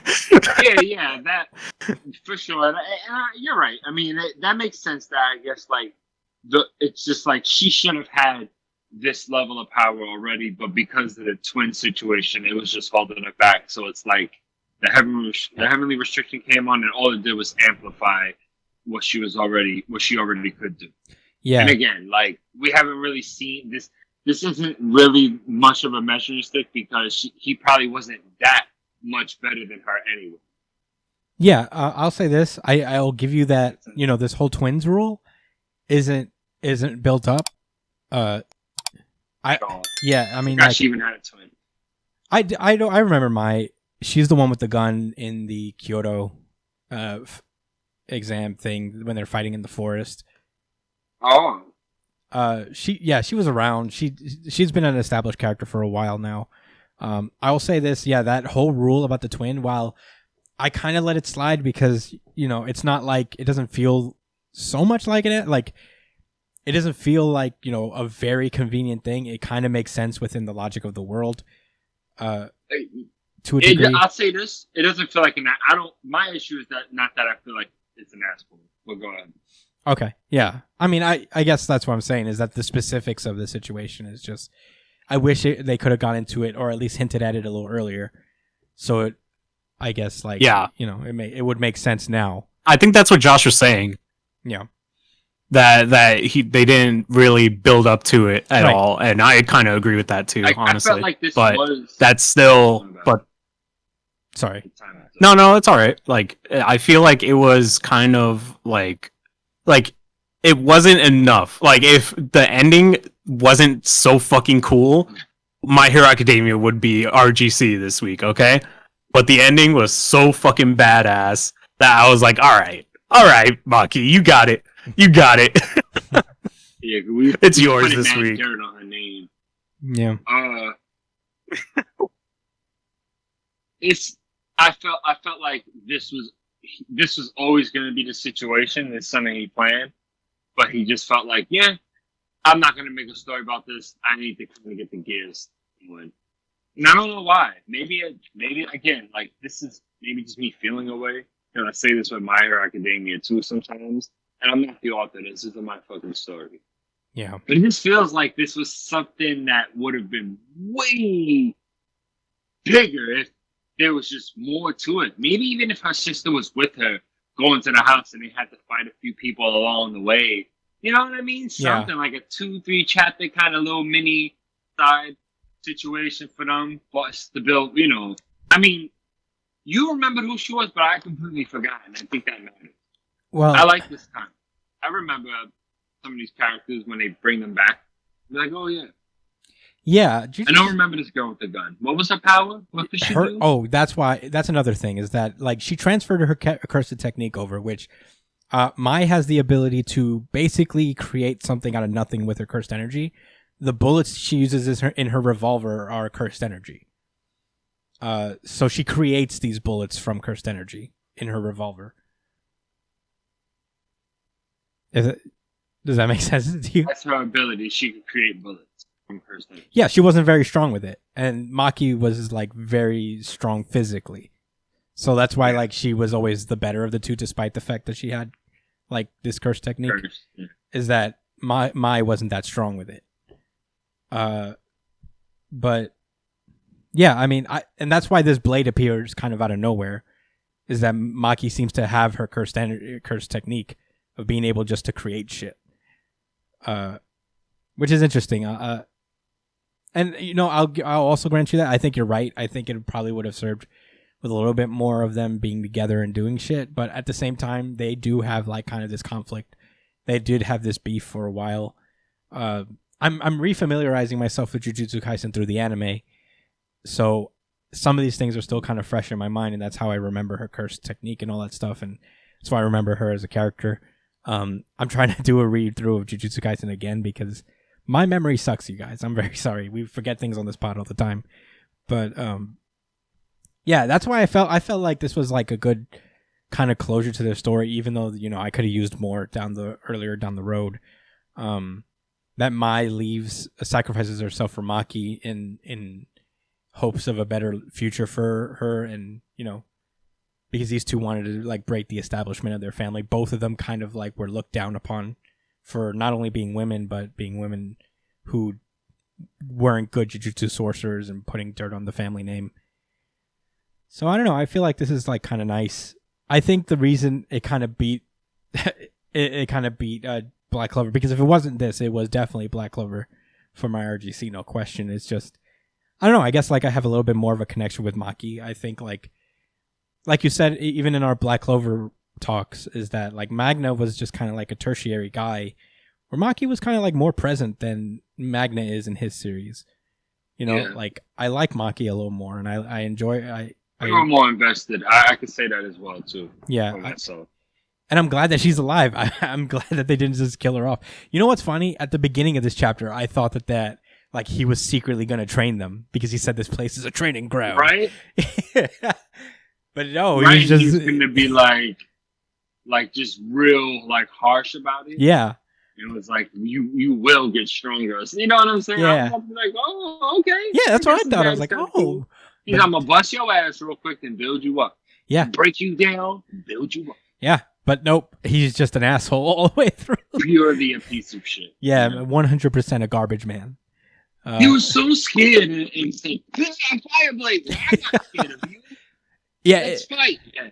Yeah, part of it was also the satisfaction of him getting his fucking head lopped off. for being such a piece of garbage. But I'm excited for it, man. I mean, I don't know. I don't know. I just kind of felt for Maki, I feel for Maki more. I thought this was a really cool chapter. Very cool implement. Like, Maki has powers now, you know? She's like Rock Lee if Rock Lee suddenly could master jutsu, you know? Yeah, well, you know, with the gates. Yeah. If we was able to get more of that outside of the Ninja War. Yeah. But, whatevs. hey, we're getting that now in a spiritual successor in Maki, I think. Sure. I'll take it. I don't know. That was my. I really did just like feel excited. Both series. Heavenly restriction. Yeah, it's not just heavily restriction. She has the cursed energy too now. Very cool. Very into it. Wait, she has no. She does. I just explained that. She got all of She got all of Mai's power. How did she have heavenly restriction with cursed energy? No, I think she. I don't. Isn't that the deal? Like, she has Mai's cursed technique, right? No, she uses something similar to what Megumi's dad uses. I don't think he uses cursed energy himself. Yeah, but I think it's something different. If you see, her twin sister killed herself, eliminating the cursed energy that was connected to Maki, which was preventing her from unlocking heavenly restriction. Yeah, but I mean, or rather, I think that's.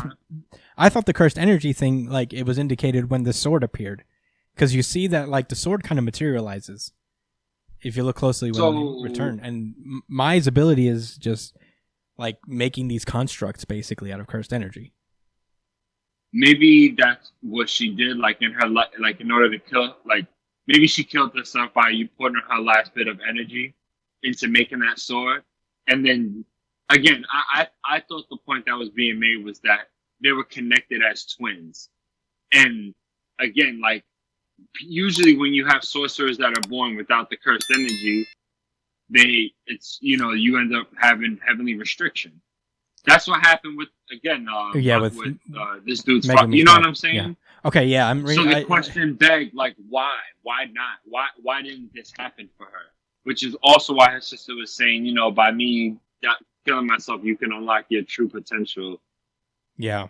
She also did say that again, she couldn't unlock heavenly restriction because she's linked to her twin who has cursed energy. Mm. Okay, yeah, she did say that she'll take the cursed energy because her cursed energy was trash. Mm-hmm. Her technique, yeah. Okay, yeah, okay. I mean, I could be wrong, but I could be wrong too. That is the case. Hopefully, they'll explain a little bit more as we go on. Yeah, we get explanations and crumbs in Jujutsu Kaisen, I feel, but it doesn't take away from anything. I thought this was dope as fuck. Yeah, you know the explanation will come in full eventually. Yeah, they can't help it. So. Very into it. You guys ready to move on? Yeah. Then it's time to renovate. He said, "Is this ice? Dickhead, is it cold?"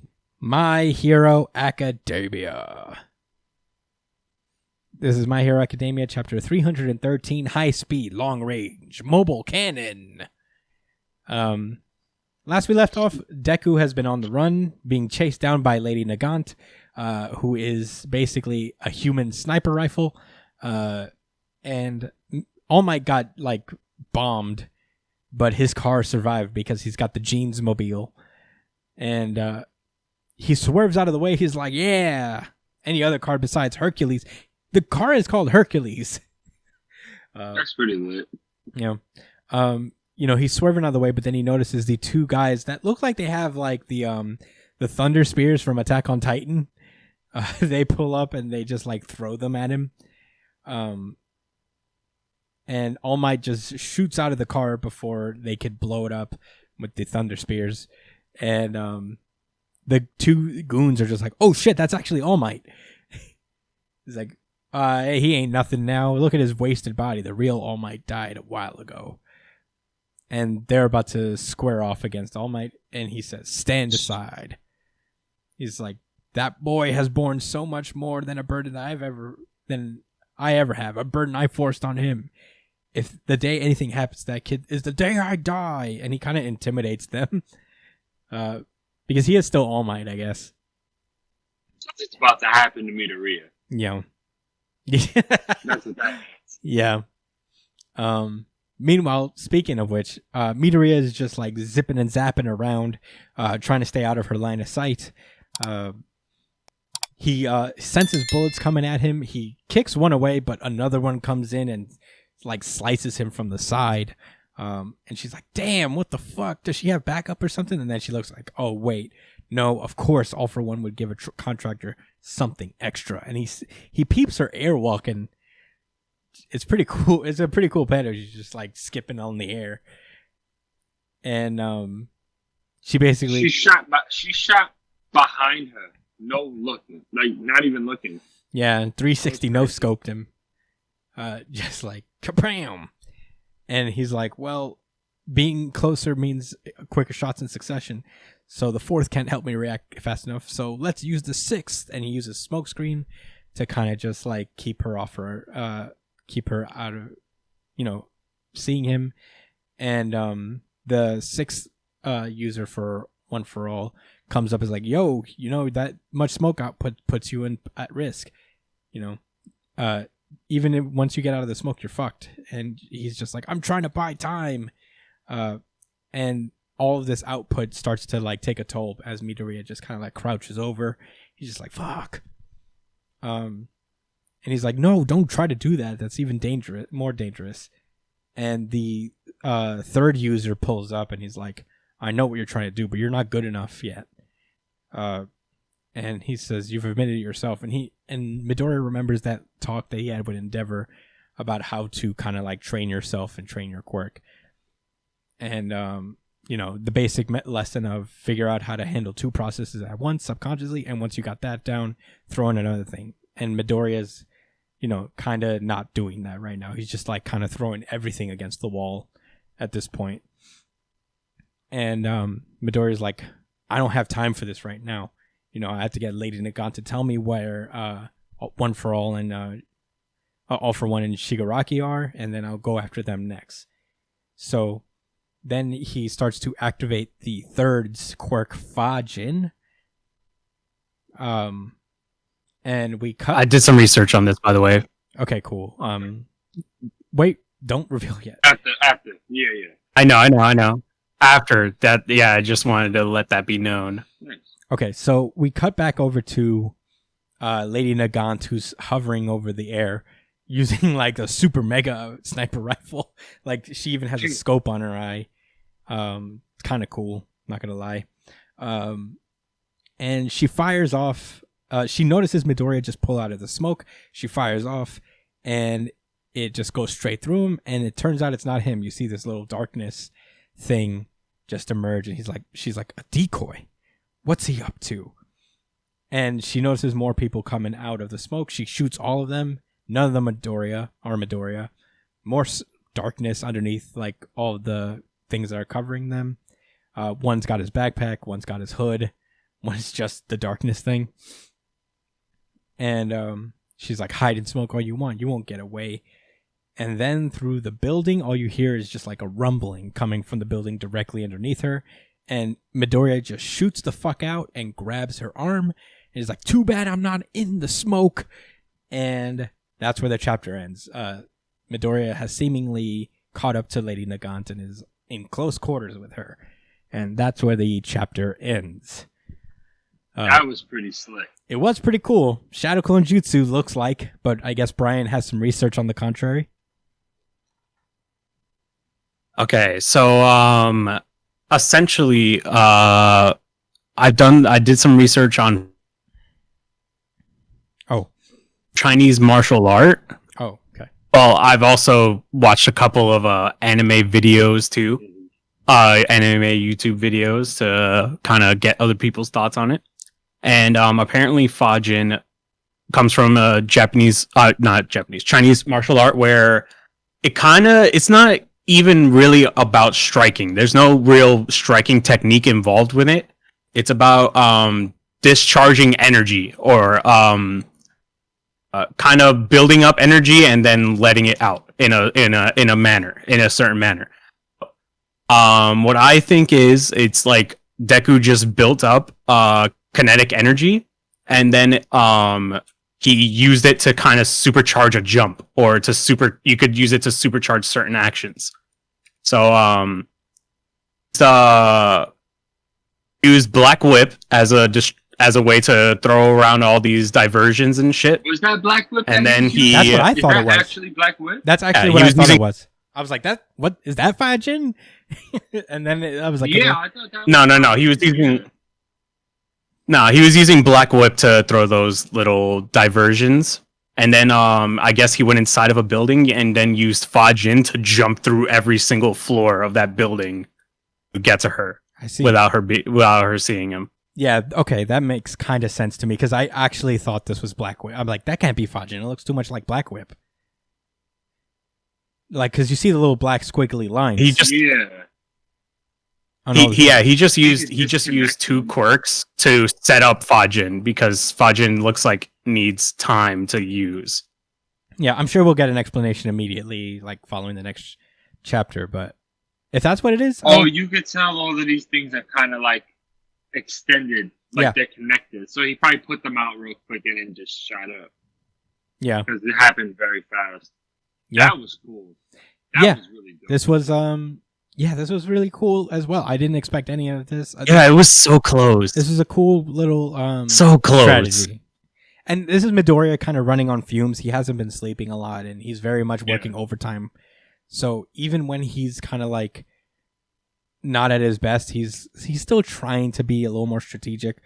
And this may be like Midoriya may be just like too eager or too excited at this point, and I think that's the moral of this arc is that Midoriya is just going too hard, and he can't just be like all day, all night, burning the midnight oil, just fucking going after these guys. I suspect that Lady Nagant's gonna pull it off because she seems to be a pro hero. Like she is a pro hero, and I think she'll have more experience fighting than Midoriya does. I think she'll just like come out of this the victor in the end. I still think that, but it was cool to see Midoriya like try to go toe to toe with someone who's like this smart and this capable. You guys have thoughts?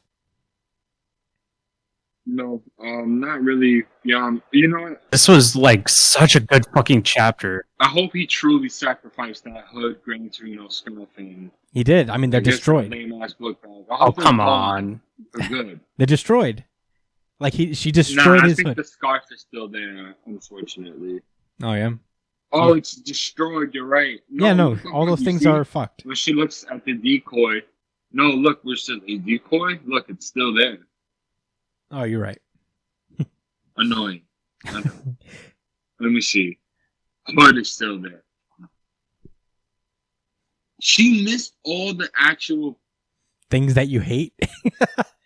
She missed everything I hate. Yeah, I don't know. I mean, he could very well just never get those things back. Disappointing. Hopefully he forgets about them. He's like, oh, man, whatever. And she's gonna take them, and she's not exactly gonna go back for them. You know what I mean? Yeah. But yeah, I mean, this was a cool chapter. I'm very into it. I can't wait to see what the Fajin really is. I'm excited for it. Any more thoughts before we move on? No. All right. If Fajin ends up being as cool as I think it is, this is a fucking dope fucking experience for my hero. Yeah. And I'm really excited for the future of it. I'm really interested in what the second user's quirk is. When you talked about energy and it not being about striking per se, I immediately was like, oh, does Yeah. it mean shooting blast? No. Saving up energy and just blasting? But no. It's just storing energy and using it for a burst. But he can use it for punches, right? Maybe. Well, we'll get more Hopefully it's not specific. just- Probably, yeah. a super I mean, jump you quirk. could still use it. Because he has float. No. What I think it's gonna end up being is gonna be like a crowd control type of quirk. You know, like something that he could use to make some distance between people, like to push somebody away or to get away from somebody instantaneously, like if he needs to, or some way to, like just like how he did here, you could use it to close the distance really fast. Like, it's just a short-term, like, CC quirk. I don't know what that means. CC is another way of saying crowd control. Oh. Oh, CC. Yeah, I don't know. Yeah. I'm not even gonna Push. try. You know, like, I don't know. Conjecture. Basically, he could use it for his own energy, or he could use it kind of like Pain did with those force pushes. Oh like my G. just Force him pushes away. are pretty cool. If he could do force Well, pushes, I feel like him using it for.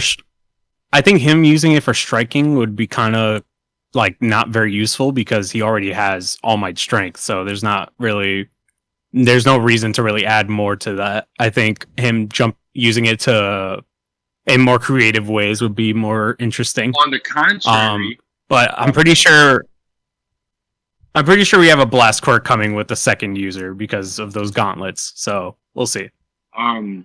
you know what? I agree with that last thing you said, but I was gonna say, on the contrary, it could be something that is, like instead of just another like tool, you know what I'm saying, like for like mobility or whatever.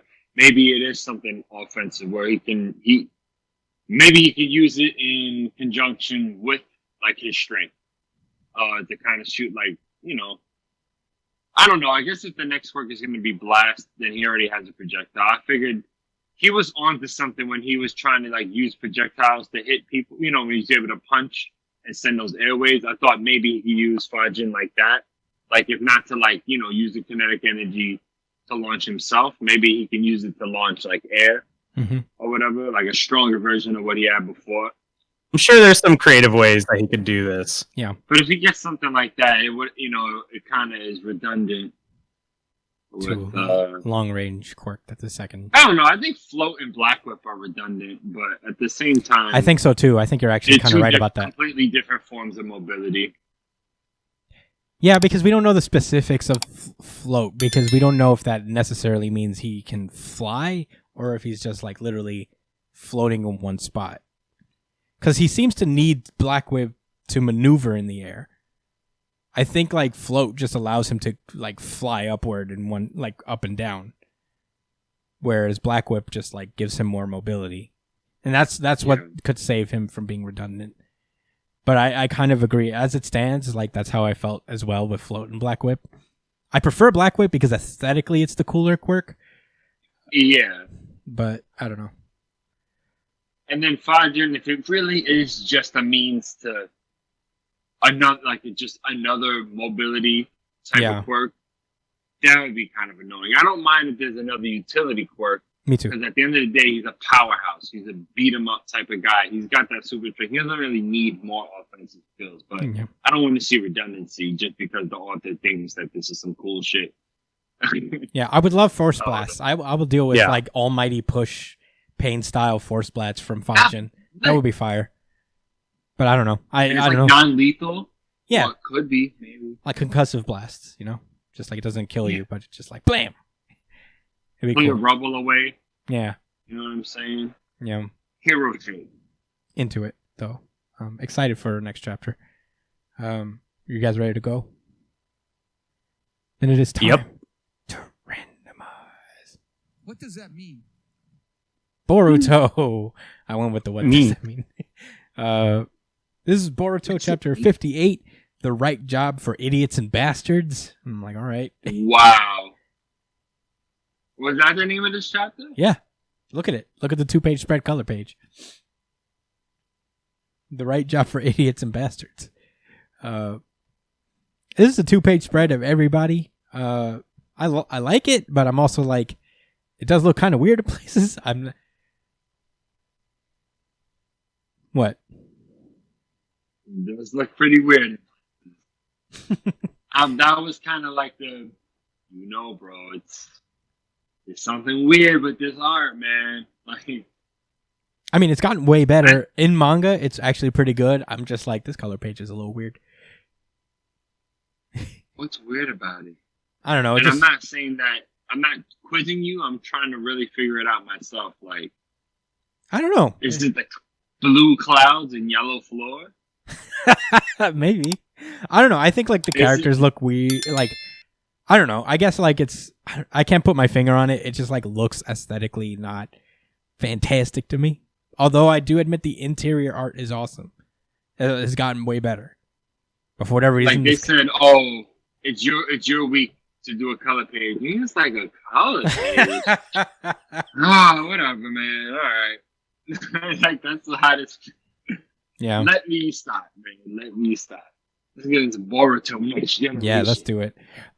So this chapter opens up with Naruto telling Boruto about the meds, and Boruto's like, "Whoa, this is actually pretty cool." And Naruto's like, "All right, yeah, okay, so this is a possible solution, and it's totally up to you if you want to do it or not, but just know that one of the options, if you take this option, there's a risk that you'll die, And Boruto's just like immediately takes one, and he's like, no real taste. I could take them dry. How many of these do I have to take a day? And Naruto just goes, "What the fuck? Were you not listening at all?" And this kind of like gave me the feels a little bit to see Naruto be an adult. Yeah. It's like Naruto. And I like this moment a lot. This is arguably the best page of the entire. yeah, I really did. And you know what? Yeah. It's also like kind of Naruto seeing, dealing with what he was like as a kid. Because this is also kind of a Naruto move.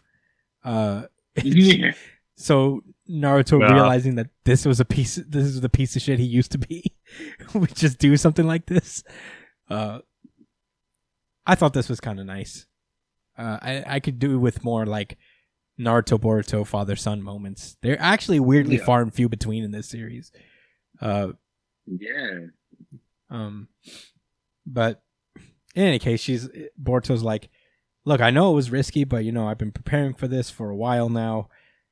We don't have many choices. We might as well experience all our options.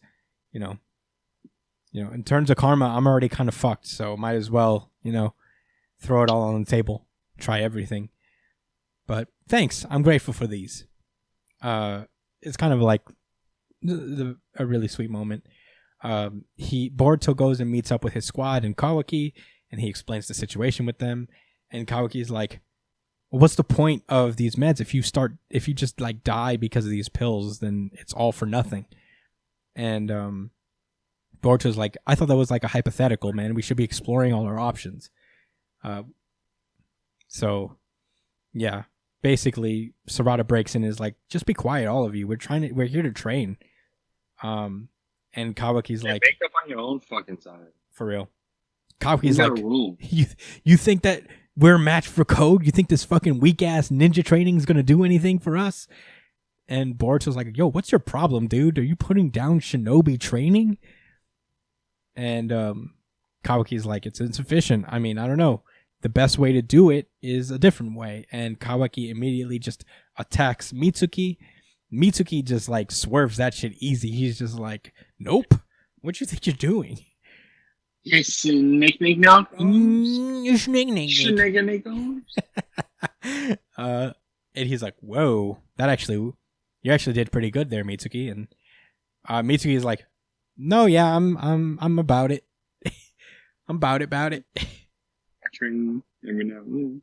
Yeah. And they start arguing for a while, and they go into sparring basically.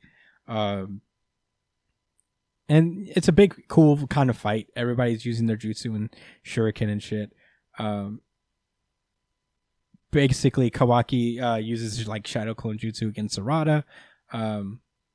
Boruto intervenes and is like, "Yo, what's your problem? I'm just gonna have to fight you now." It's like, if we fight, then we'll keep training through actual training, whatever that means. And if you win, we'll train through combat. And I'm like, don't you guys need to spar? Isn't that part of training sometimes? I don't know what this argument's about. And he's like, "Sounds interesting. I'm in." So yeah, they fight. they both use like shadow clones and karma. Yeah. When Boruto uses his karma to absorb like the whatever it was that Kawaki shot at him, first of all, he turned his arm into a fucking cannon and shot a beam. I was like, when did he do that? I think I'm not mad at him. It's been a while since we've seen him do it, but I think I remember him doing that. You shot a whole laser out, bro. Yeah.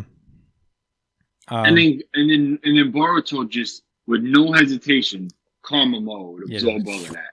Nigga almost turned into an Otsutsuki by accident, just to win a petty squabble. Yeah. Never forget that, guys. Hey, he pulls it back and he uses jutsu again. He goes lightning style, thunderclap arrow, and Kawaki tries to absorb it himself, but it doesn't work. He gets hit with the thunderclap arrow, and then he doesn't have that anymore.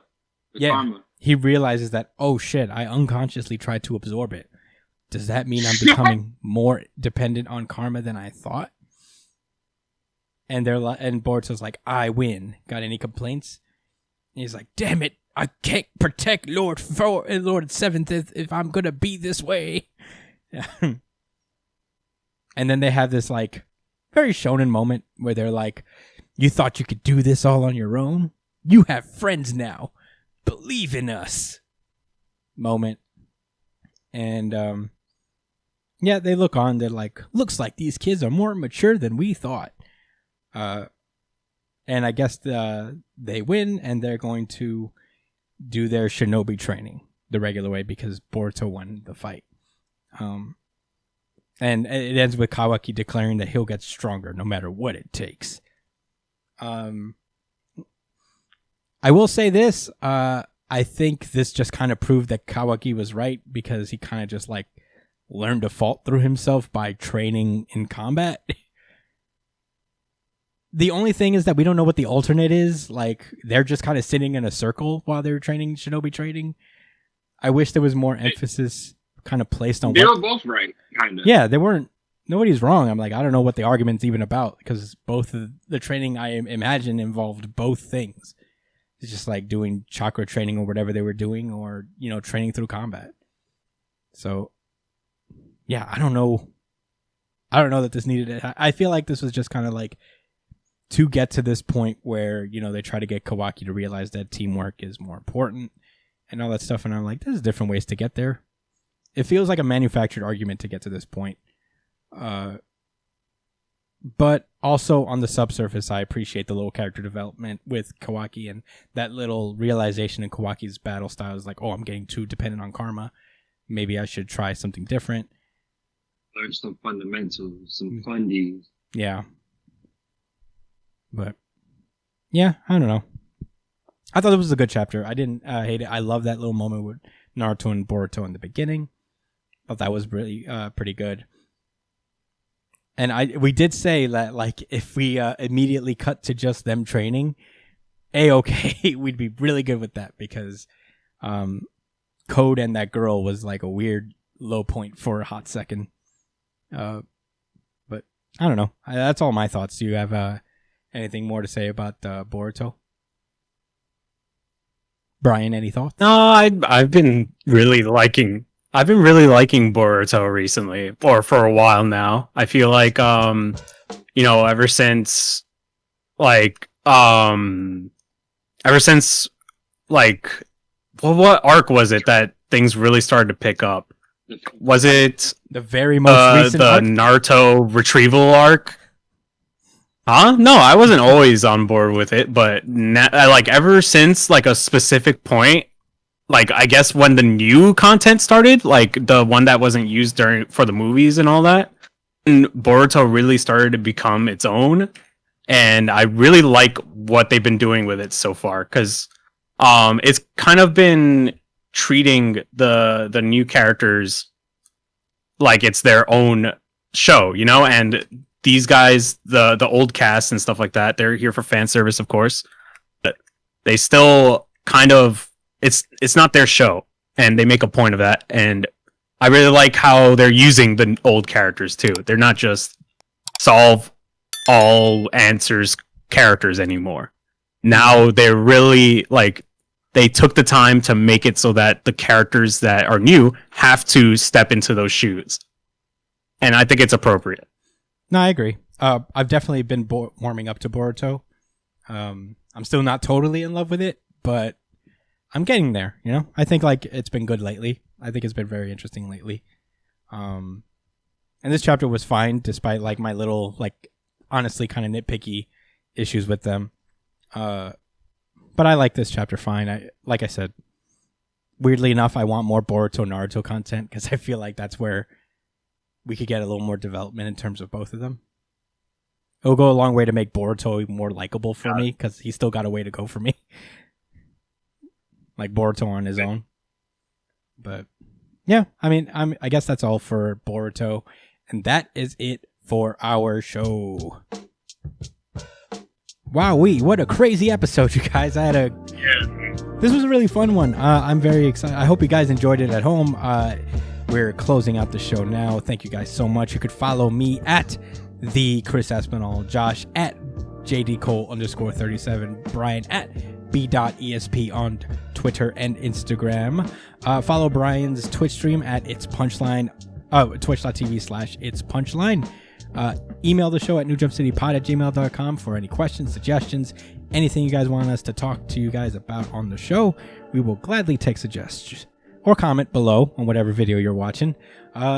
If you follow the show itself at New Jump City, take part in the weekly really good chapter of the week poll that we do every Sunday, or as long as that manga comes out. If there's a break, there's no RGC poll, but you know what I mean.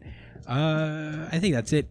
Subscribe to us on YouTube, like, share the videos, give us a 5-star review on iTunes, Spotify, Amazon Music, wherever you guys listen to podcasts. We are available. And thank you guys so much for listening again. Take care, you guys. We'll see you next week. Stay safe, New Jump citizens. Peace. Nimrod versus Naruto Prime. Who you got?